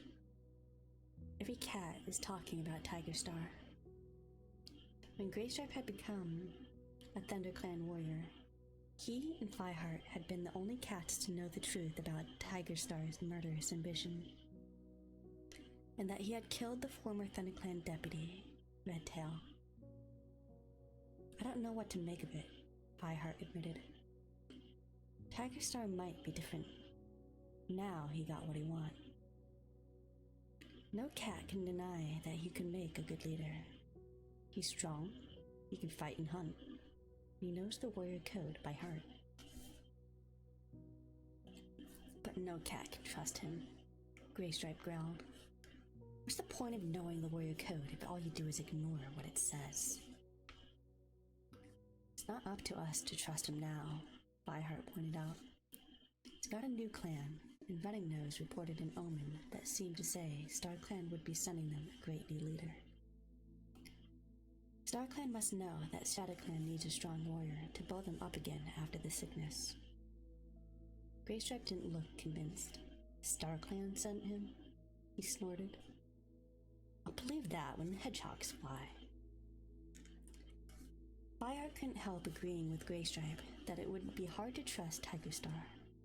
Making his new clan healthy again might occupy him for a season or two, but after that...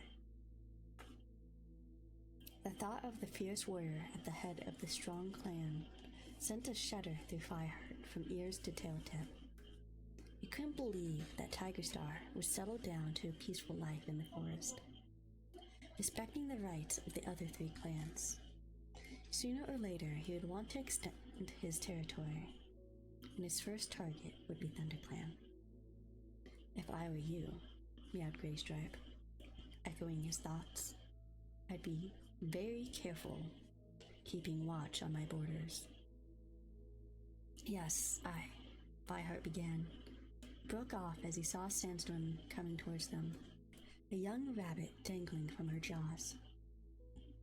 She padded across the pebbles and dropped her prey at Fireheart's feet, looking more relaxed, as if she had gotten over her brief annoyance. She nodded to the River Clan warrior.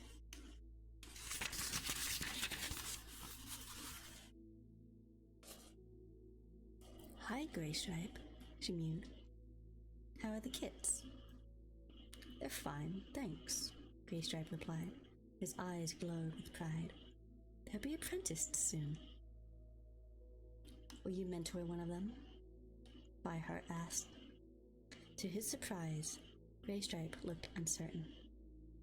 "I don't know," he meowed. "If it were Crooked Star's decision, maybe. But he doesn't do much these days except sleep. Leopard Fur organizes most things now, and she'll never forgive me for the way White Claw died. I think she'll probably give the kids to some other warriors to mentor." He bowed his head. Fireheart realized he still felt guilty about the death of the River Clan warrior who had fallen into the gorge when his patrol attacked a small group of Thunder Clan warriors. "That's tough," meowed Fireheart, pressing himself comfortingly against Graystripe's side. Doesn't help that I'm starting to growl.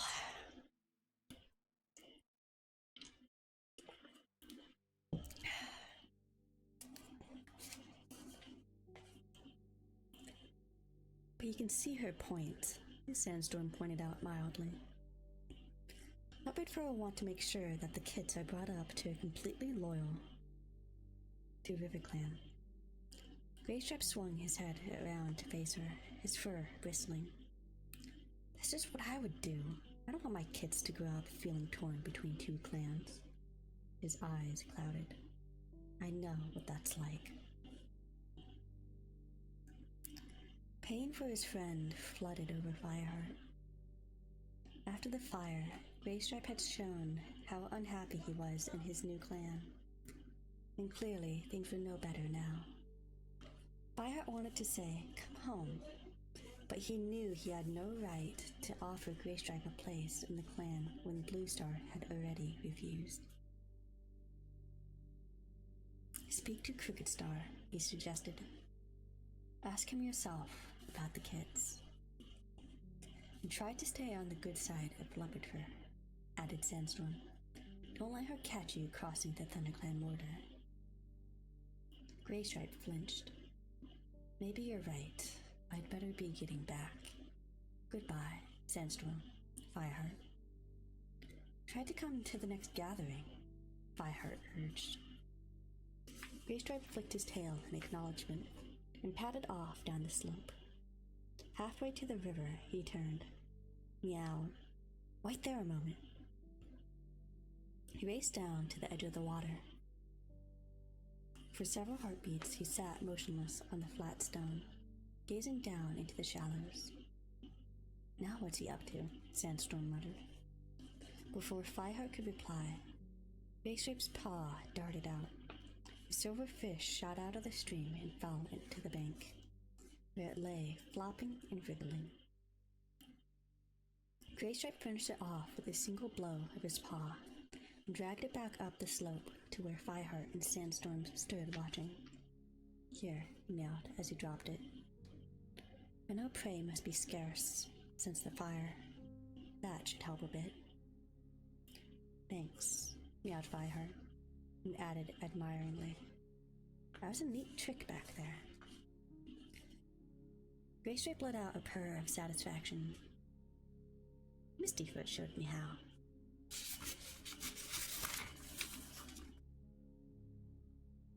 "It's very welcome," Sandstorm told him. "But if Leopard Fur finds out you've been feeding another clan, she won't be pleased." "Leopard Fur can go chase her own tail," Graystripe growled. "If she says anything, I'll remind her how Fireheart and I helped feed River Clan during the floods last New Leaf." He turned away and bounded back to the river. Fireheart's heart ached as he watched his friend launch himself into the water and began swimming strongly for the opposite bank. He would have given anything to have Greystripe back in ThunderClan, but he had to admit it seemed unlikely that the Grey Warrior could ever be accepted there again.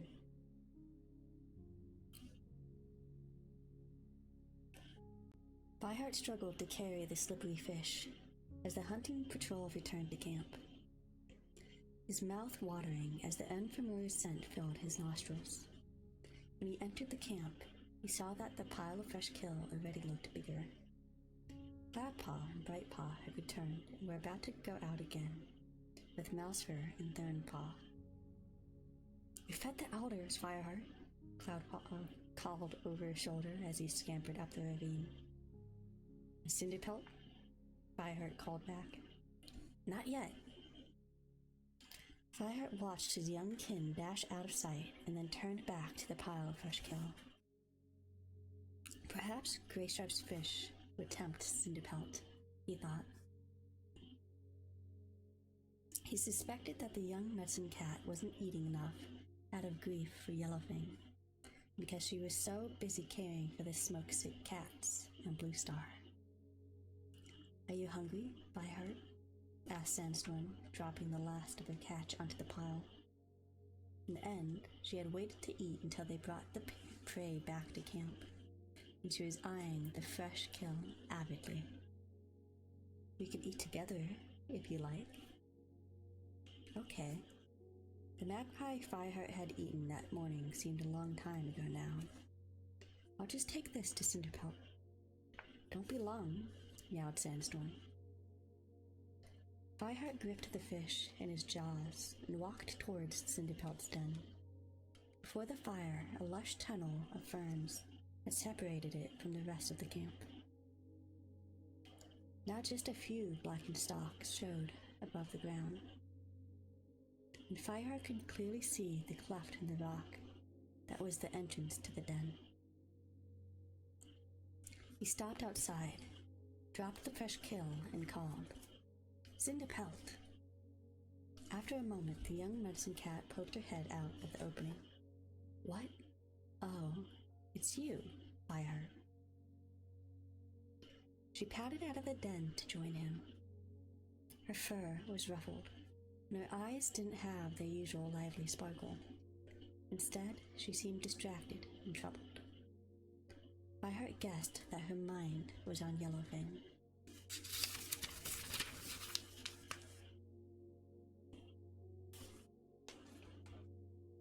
"I'm glad you're here," she mewed. "There's something I want to tell you." "Have something to eat first," Fireheart urged her. "Look, Greystripe caught a fish for us." "Thanks, Fireheart," Cinderpelt meowed. "But this is urgent. StarClan sent a dream to me last night." Something about the way she spoke made Fireheart uneasy. He was still not used to the way that his former apprentice was growing into a true medicine cat, living without a mate or kits of her own, meeting secretly with other medicine cats and united with them through their bond with the warrior spirits of StarClan. "What was the dream about?"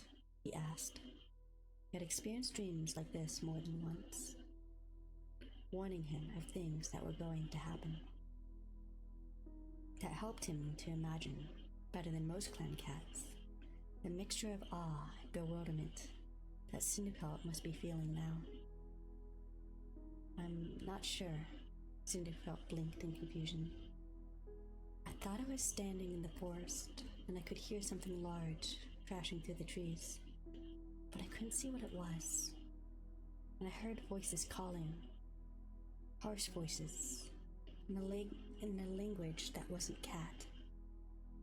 But I could understand what they said." Her voice trailed off. She stood gazing into the distance. Her eyes clouded, while her front paws kneaded the ground in front of her. "What did they say?" Fireheart prompted. Cinderpelt shivered. It was really strange. They were calling, "Pack, pack," and "Kill, kill." Fireheart couldn't help feeling disappointed. He had hoped that a message from StarClan might have given them some hint about how to deal with all of his problems. Tiger Star's reappearance, Blue Star's illness, and the aftermath of the fire. "Do you know what it means?" he asked.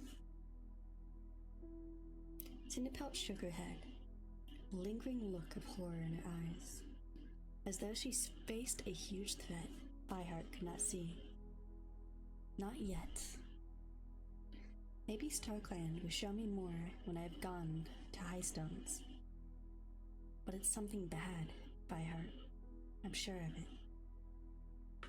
"As if we haven't enough to worry about," Fireheart muttered. To Cinderpelt he mewed. "I don't know what I can do unless we find out more. I need facts. Are you sure that's all the dream told you?" The blue eyes still wide with distress.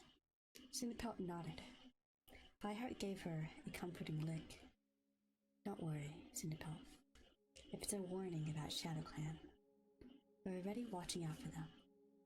Just tell me the moment you get any more details." He jumped as an irritated yowling sounded from behind him. "Fireheart, are you going to pee all day?" Glancing around, he saw that Sandstorm was waiting for him at the entrance to the burned fern tunnel. "Got to go," he said to Cinderpelt. "But..."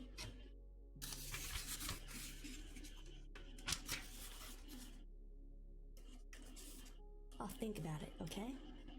Fireheart interrupted her, his rumbling belly urging him to go and join Sandstorm. "Let me know if you have any other dreams." Cinderpelt's ears twitched in annoyance. "This is a message from StarClan, Fireheart. Not just a root digging into my fur or a tough bit of fresh kill caught in my throat. It could affect the whole clan. We need to work out what it means." "Well, you'll be better at it than I am," Fireheart told her, backing away from Cinderpelt's den and tossing the last words over his shoulder. Bounding across the clearing towards Sandstorm, he wondered briefly what the dream could have meant. It didn't sound like an attack from another clan, and he couldn't think of anything else that might be a threat. As he tucked into the burrow that Sandstorm had saved for him, he managed to put Cinderpelt's dream out of his mind. That is the end of Chapter 3. I'm going to take my quick break and then I'll be back for Chapter 4.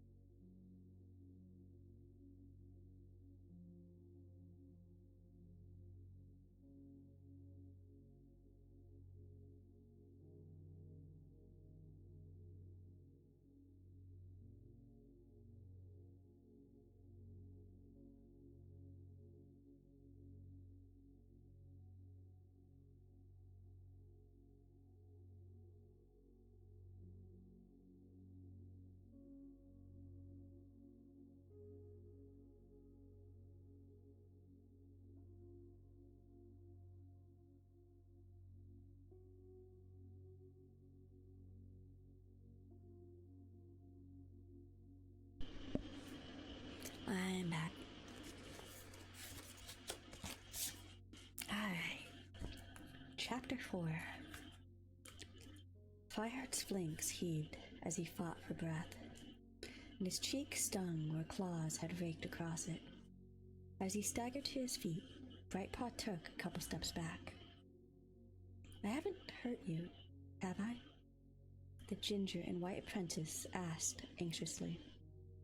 "No, I'm fine," Fireheart gasped. "Did Whitestorm show you that move? I never saw it coming. Well done." Trying not to limp, he padded across the training hollow to where Swiftpaw, Thornpaw, and Cloudpaw were watching.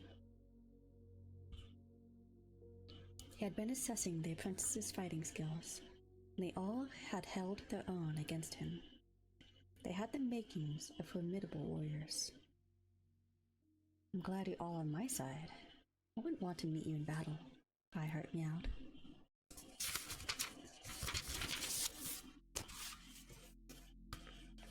"I've had a word with your mentors, and they think you're ready. So I'm going to ask Bluestar if you can be made warriors."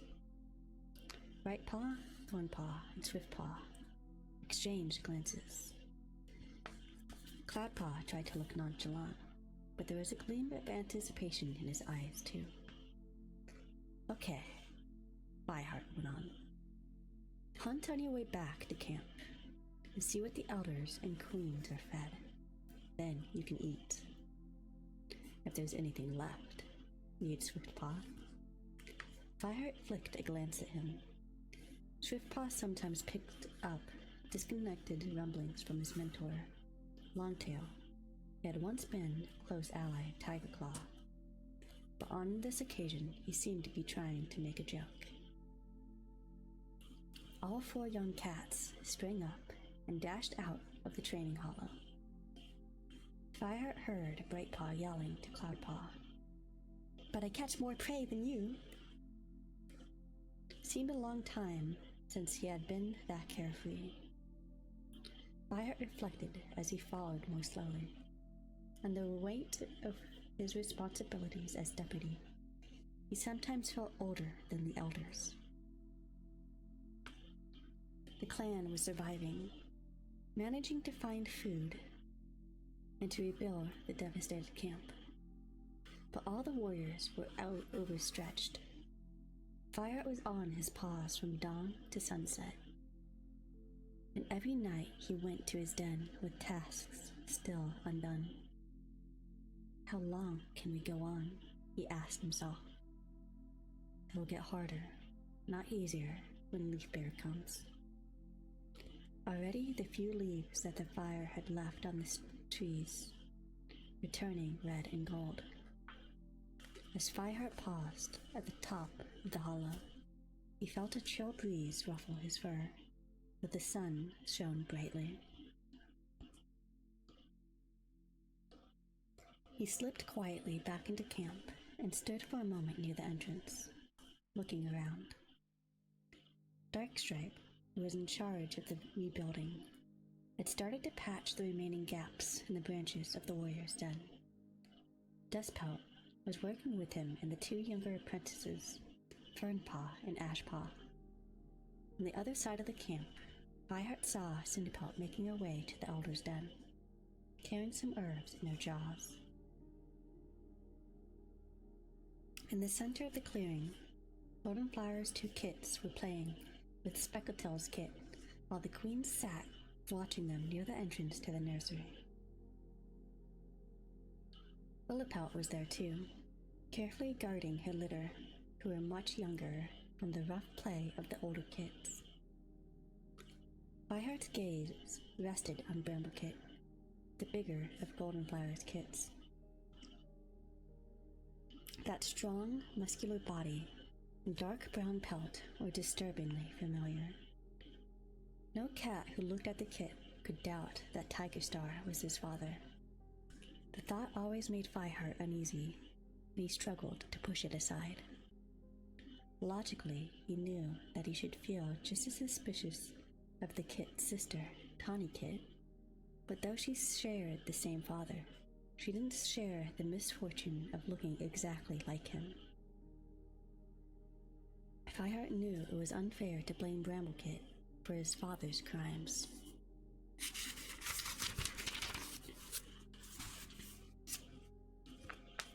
Yet Fireheart could not banish the memory of the young kit clinging to a branch of a blazing tree, wailing in terror as Fireheart tried to reach him. And he could not forget that while he was rescuing Bramblekit, the fire had trapped Yellowfang in her den. Had he sacrificed Yellowfang to save Tiger Star's son? Suddenly, a shrill squeal came from the group of kits. Bramblekit had bowled over Snowkit and was holding him down on the ground with its claws. The squealing came from the sturdy white kit, who didn't seem to be trying to defend himself. Fireheart shot forward, barreling into Bramblekit, knocking him away from his victim. "Enough," he snarled. "What do you think you're doing?" The dark tabby kit picked himself up, amber eyes glaring with shock and indignation. "Well?" Fireheart demanded. Bramblekit shook dust off his fur. "It's nothing, Fireheart. We're only playing." "Only playing? Then why was Speckletail's kit crying out like that?" Glow died from Bramblekit's amber eyes, and he shrugged. "How should I know? Can't play properly anyway." "Bramblekit!" It was Goldenflower who spoke, coming to stand beside her kit. "How many times do I have to tell you? If somebody squeals, you let go. Don't be so rude to Fireheart. Remember, he's a deputy." Bramblekit's eyes flicked to Fireheart and away again. "I'm sorry," he mumbled. "Yes, well, make sure it doesn't happen again," Fireheart snapped. Bramblekit padded past him to where Snowkit still crouched on the ground. Speckletail was giving his white fur a brisk lick. "Come on, get up," she meowed. "You're not hurt." "Yeah, come on, Snowkit," Bramblekit mewed, swiping his tongue over the kit's ear. "I didn't mean it. Come and play. You can be the clan leader this time." Bramblekit's sister, Tawnykit, was sitting a couple of tail lengths away, the tail curled around her paws. "He's no fun," she mewed. "He never has any good games." "Tawnykit," Goldenflower cuffed her lightly across one ear. "Don't be so nasty. I don't know what's going on into the pair of you two today." Snowkit was still crouched on the ground, and got up only when his mother nudged him to his feet. "Maybe you should let Cinderpelt check him," Fireheart advised the pale tabby queen. "Make sure he's not hurt." Speckletail swung her head round and glared at her clan deputy. "There's nothing wrong with my kit," she growled. "Are you saying I can't look after him properly?" Turning her back on Fireheart, she herded Snowkit back to the nursery. "She's very protective of her kit," Goldenflower explained. "I think it comes with only having one."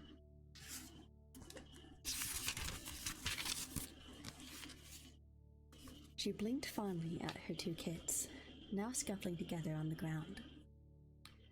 Fireheart went to sit beside her, feeling uncomfortable about the harsh way he had spoken to Bramblekit. "Have you told them that their father is the leader of ShadowClan now?" he asked quietly. Goldenflower gave him a quick glance. "No, not yet," she admitted. They would only boast about it, and then some cat would tell them the rest of the story. "Sooner or later, they'll find out," meowed Fireheart. The Ginger Queen vigorously washed her chest for a few moments. "I've seen the way you look at them," she mewed at last. "Especially Bramblekit.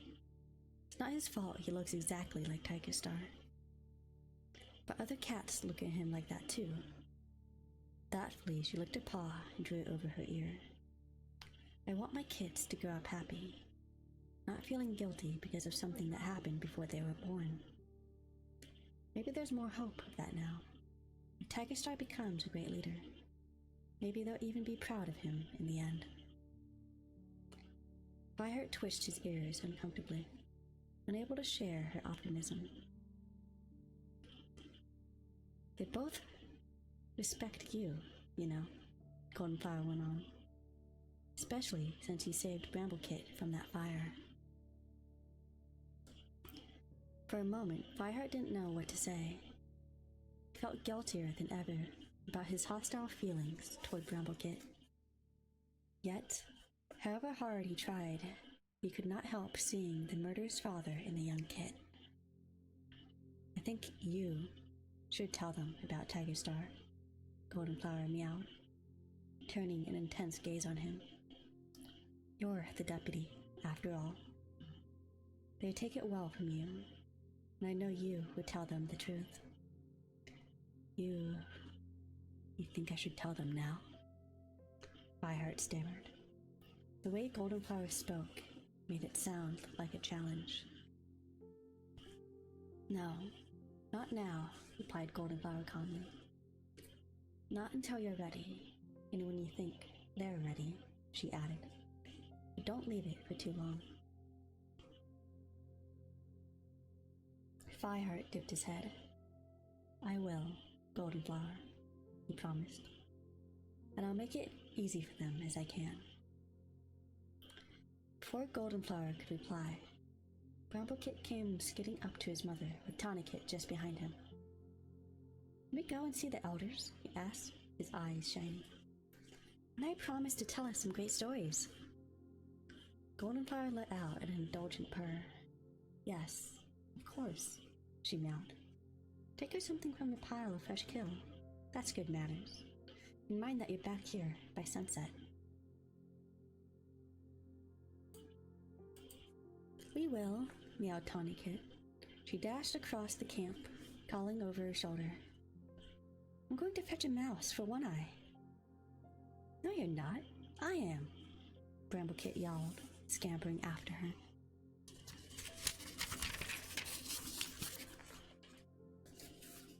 Well, Goldenflower meowed, turning back to Fireheart. If you can see anything wrong in those kids, tell me what it is, because I can't. She got up, obviously not needing an answer, and shook each paw in turn before retreating into the nursery. Fireheart watched her go. Somehow, he had managed to make himself unpopular with both Speckletail and Goldenflower.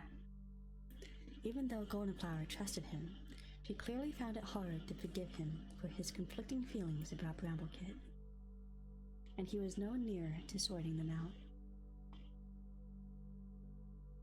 Sighing, he got to his paws. Realizing it was time, he sent out the evening patrol. As he turned away from the nursery, he caught sight of Brackenfur. He was hovering nearby as he wanted to speak to him. Is there a problem? He asked the young warrior. I don't know, Brackenfur replied. It's just that I saw what happened there with Speckletail's kit, and you're not going to tell me I was too hard on Bramblekit, are you? No, Fireheart. Of course not. But, well, I think there might be something wrong with Snowkit. Fireheart knew that Golden Brown Tom wouldn't make a fuss about nothing. Go on, he urged. I've been keeping an eye on him, Brackenfur explained. He scuffed the ground with his forepaws, an embarrassed look on his face. I sort of hoped Bluestar might choose me to mentor him, and I wanted to get to know him. And I think there's something the matter with him. He doesn't play like the others. He doesn't seem to respond when any cat calls to him. You know, kids, Fireheart, noses into everything. But Snowkit's not like that. I think Cinderpelt ought to have a look at him. I suggested that to Speckletail, and practically got my ears clawed. Brackenfur shrugged. Maybe Speckletail won't admit there could be anything wrong with her kit. Fireheart thought for a moment. Snowkit did seem slow and unresponsive compared to the other kits. It was much older than Goldenflower's litter, but nothing like as well developed. Leave it with me, he meowed. I have a word with Cinderpelt. To find a way of taking a look at the kit without upsetting Speckletail. Thanks, Fireheart, Dragonfur sounded relieved. Meanwhile, Fireheart meowed. You lead the evening patrol. Ask Mousefur and Brindleface to go with you. Dragonfur straightened up. Sure, Fireheart, he replied. I'll go and look for them now. He set off across the camp with his tail held high. When he had gone a few fox lengths, Fireheart called him back. Oh, and Dragonfur, he mewed, pleased for once to impart good news. When Snowkit is ready, I'll speak to Bluestar about letting you mentor him.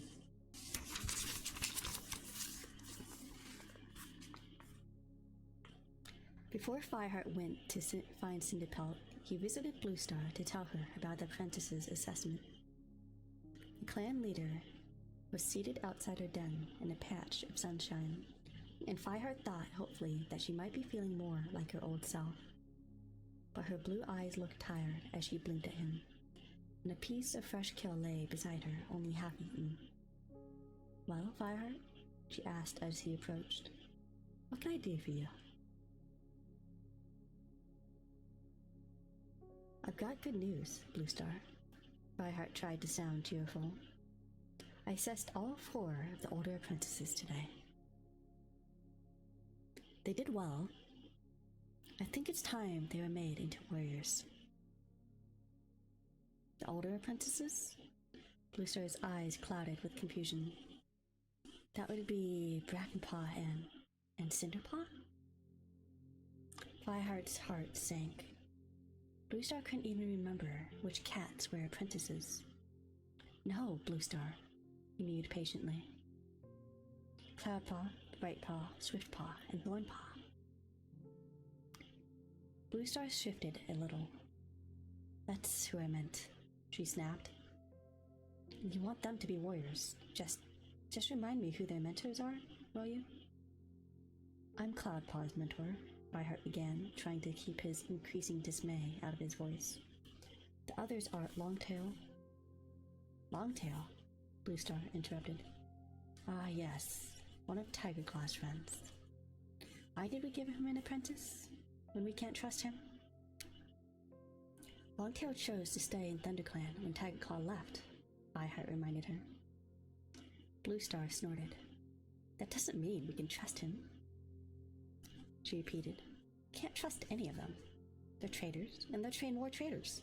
I won't make warriors of any of their apprentices. She paused as Fireheart stared at her, appalled, then added, Only yours, Fireheart. You alone are faithful to me. Cloudpaw can be a warrior, but not those others. Fireheart didn't know what to say. Even though the clan seemed happy to have Cloudpaw back after his escapade with the Two Legs, Fireheart could foresee trouble if his apprentice was made a warrior and the other apprentices were not. Besides, it wouldn't do Cloudpaw any good to be singled out for an honor that the others deserved just as much as he did. Fireheart fought with a rising panic as he realized that meant none of the apprentices could be made into warriors yet, even though the clan needed them so desperately. He knew there was no reasoning with Bluestar in this mood. Thanks, Bluestar, he meowed at last, starting to back away. But maybe we'll wait a while longer. A bit more training won't hurt. He made his escape, leaving Bluestar looking after him, with the same vague expression in her eyes. That was the end of chapter 4. Hi, welcome back.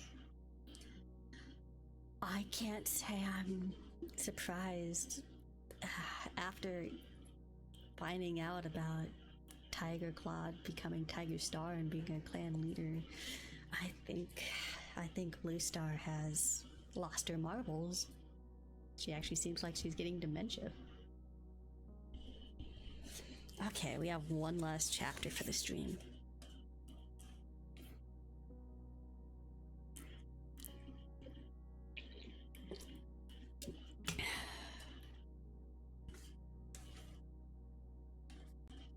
Chapter 5. The sun was going down, casting long shadows across the clearing. By the time Fireheart went to look for Cinderpelt, he found the medicine cat in her den, checking her supplies of healing herbs, and just sat outside the entrance to talk to her. Speckletail's kit? She meowed when Fireheart had told her about Brackenfur's suspicions. She narrowed her eyes thoughtfully. Yes, I can see what he means. I'll take a look. You'll have to be careful of Speckletail, Fireheart warned her. When I suggested she might let you check Snowkit, she practically bit my nose off. I'm not surprised, remarked Cinderpelt. No queen wants to believe her kits aren't perfect. I'll deal with it, Fireheart. Don't worry, but not right away, she added, patting her store of juniper berries into a needed pile. It's too late to disturb them tonight, and tomorrow I have to go to Highstones. So soon? Fireheart was surprised.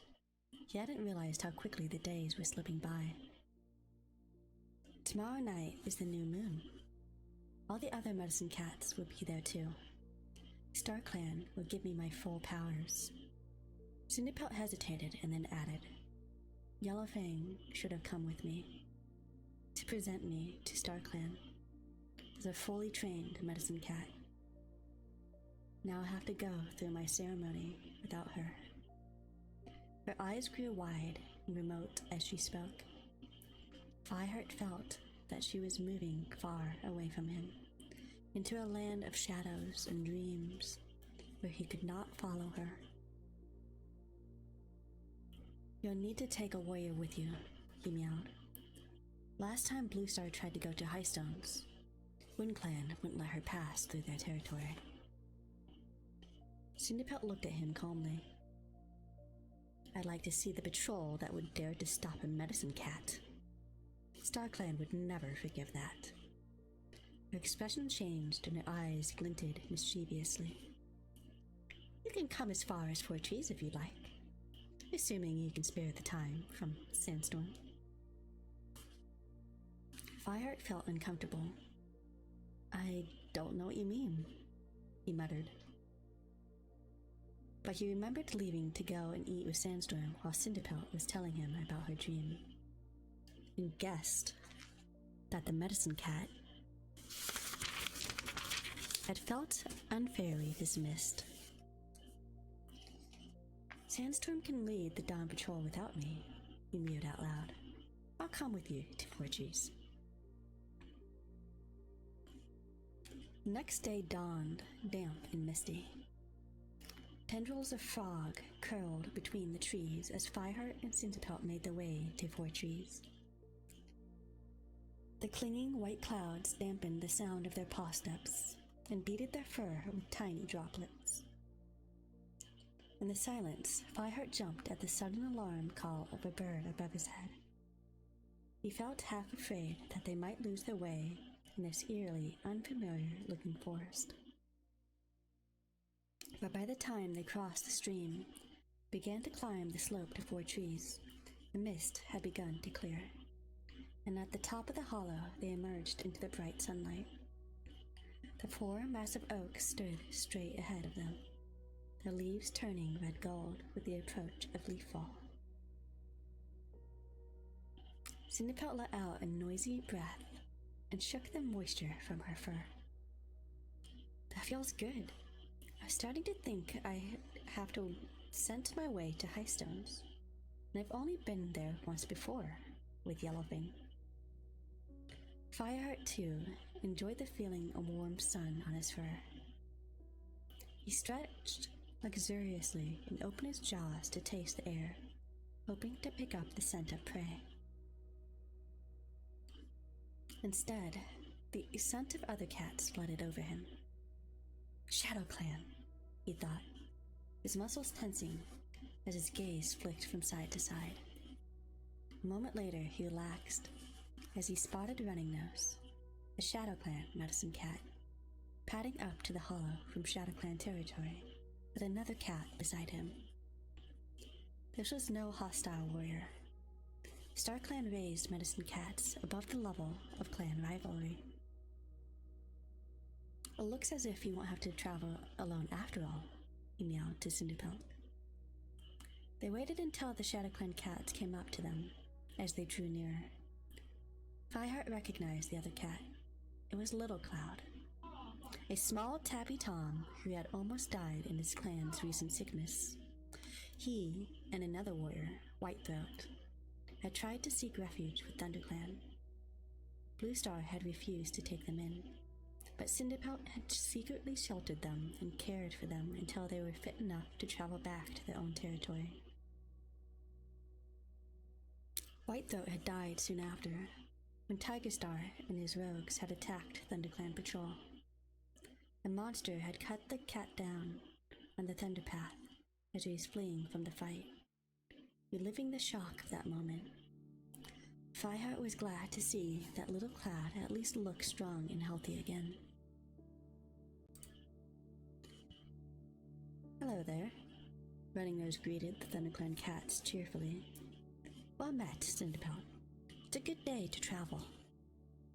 Little Cloud nodded respectfully to Fireheart and went to touch noses with Cinderpelt.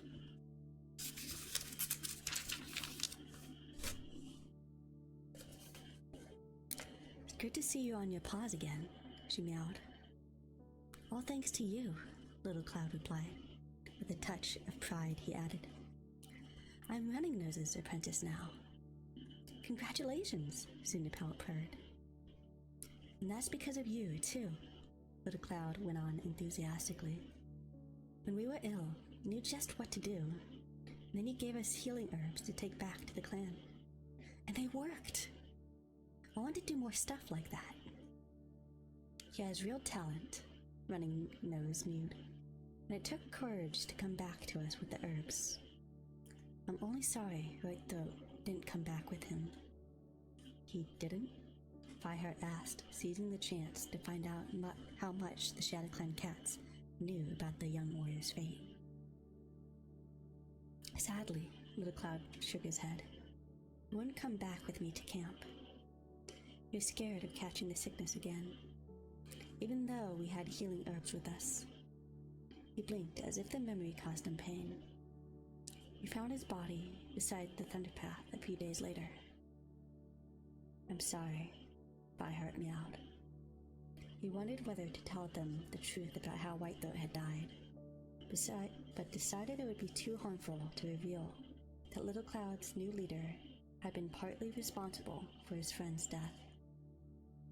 It was clear that Whitethroat must have joined the rogues for a short time and paid with his life.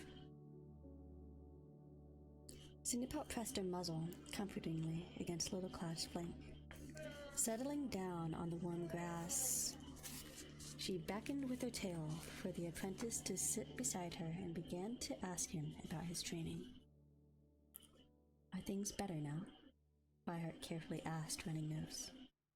He would have liked to warn the medicine cat about Tiger Star, but there was so little he could say without revealing what had happened in ThunderClan. It seems so, meowed Running Nose, sounding equally guarded. The apprentices are getting a proper training for the first time in moons, and our bellies are always full. That's good news, Fireheart mewed, forcing himself to add. What about the rogues? Running Nose frowned. Not every cat was happy about their coming into our clan, he admitted. I wasn't happy about them myself, but they haven't caused any trouble. And they're strong warriors. No cat can deny that. Then maybe Tiger Star would be a great leader, just like the omen said, Fireheart mewed. The medicine cat met his gaze evenly. It seemed strange that ThunderClan got rid of a strong cat like that. Fireheart took a deep breath. Perhaps he should take this chance to tell Running Nose the truth about Tiger Star. It's a long story, he began. No, Fireheart, Running Nose interrupted. I'm not asking you to betray your clan's secret.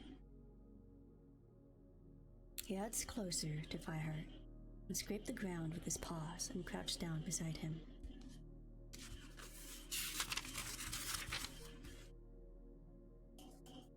Whatever happened in ThunderClan, I'm certain of one thing, he mewed softly. StarClan did it, and sent Tiger Star to us. I mean, the Omen. Actually, there's something else. Running Nose glanced sideways at Fireheart. Our last leader was never accepted by StarClan, he admitted. When Nightstar became leader, StarClan did not grant him 9 lives. What? Fireheart stared at the medicine cat in disbelief. If Nightstar had only 1 life, it explained why the sickness had claimed him so quickly. Fireheart found his voice again. Why didn't he get 9 lives? StarClan have not explained that to me, meowed Running Nose. I wondered if it was because Broken Tail was still alive, and StarClan still recognized him as clan leader. By the time we learned that Broken Tail had died, Nightstar was too weak to make the journey to Moonstone to receive his 9 lives. And since Tiger Star came, I think maybe he was StarClan's choice of leader for us all along. Nightstar was not the right cat. But the clan still accepted him as leader, Fireheart asked. The clan never knew that he had not been given his 9 lives, Running Nose confessed. Nightstar was a noble cat and loyal to his clan. He decided to keep StarClan's rejection a secret. What else could we do? There's no other cat fit to be leader. If we had told the truth, the clan would have panicked. There was a kind of relief in Running Nose's voice as he told the story. Fireheart guessed how relieved the medicine cat must have felt to be able to share the secret at last. The clan cats thought the sickness was so bad it took all of Nightstar's lives at once, Running Nose continued. They were scared, very scared. They had never been in greater need of a strong leader. So they accepted Tiger Star without question. Fireheart added what the medicine cat had not said. Oh my god, why is my cousin yelling?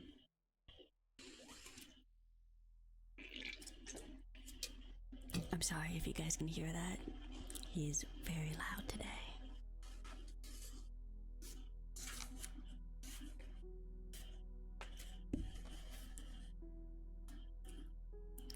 But there was no need for Running Nose to voice his doubts about his new leader.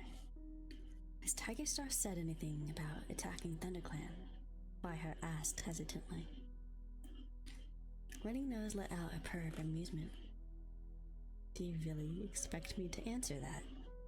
If he was planning anything, I'd be betraying my clan if I told you. As far as I know, you haven't anything to worry about. But whether you believe me or not is up to you. Fireheart discovered that he believed him. At least believed that Running Nose knew nothing about any plans that Tiger Star might be making. Whether the medicine cat was right was another question altogether. Fireheart! The voice was Cinderpelt's. She had risen to her paws and was gazing across the hollow to the swell of the moorland beyond.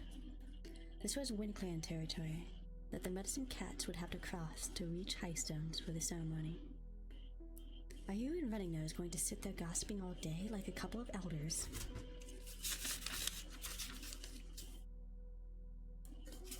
Her paws worked impatiently in the grass. Little Cloud was standing beside her, his head raised and his eyes shining eagerly. All right, Running Nose meowed, getting up and going to join them. We've got all day, you know. Highstones isn't going anywhere. The four cats padded around the top of the hollow until they reached the edge of the windswept moor. Cinderpelt paused and touched noses with Fireheart. "I'll be fine from here," she meowed. "Thanks for coming this far. I'll be back tomorrow night." "Take care," Fireheart replied. He had stood there once before and said goodbye to Cinderpelt when she first went to face the mysteries of Moonstone. A shiver ran through his fur as he thought her plunging down through the underground tunnels to the glittering crystal for her silent communion with Starkland. He said nothing more, only gave the gray she-cat's ear a swift lick in farewell, and stood watching as she limped across the moorland turf with two of the ShadowClan cats. And that is the end of chapter 5. So we obviously have some build up and they're trying to figure things out. We have problems with Blue Star and everything else. I guess we might get a little bit more of that in the next 5 chapters too. The dogs were brought up momentarily after the prologue, but they have not made that mental connection yet that the dogs are actually a problem. And that kind of sucks for them. So I hope you guys enjoyed the reading. As I said before, I will be doing the hand cam stream for the Wizarding World Potions class after this book is done. And I estimate this book being done in December, so next month. And then the very first week of the new year is when I will do that. I also have some stuff I'm trying to get together. I am getting some cords and capture device to try and use my my cameras, try and turn them into webcams, because I have no use for them other than that.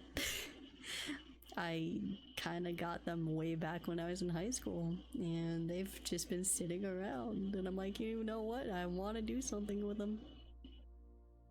So yeah, they're gonna have something. So yeah, I might have a good, decent quality setup to actually be able to, do the hand cam stream with. We'll see how it goes.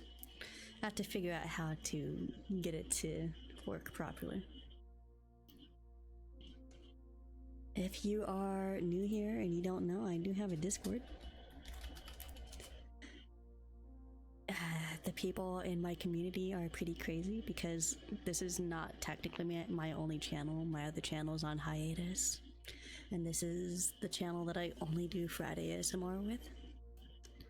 Eventually I will have that other channel back up, but I'm gonna be rebranding that, and this one's gonna be staying with the Fox thing. But I hope you guys had a nice stream. And I hope you come next Friday for 5 chapters. I am considering going up to 10 chapters a stream, we'll see. I'll consider it when I get into the next series of this, like the next 6 books after the 6 books is done, so after the next book, which is book 6 of this one. But yeah, thank you for coming by, and I'll see you guys later. Bye.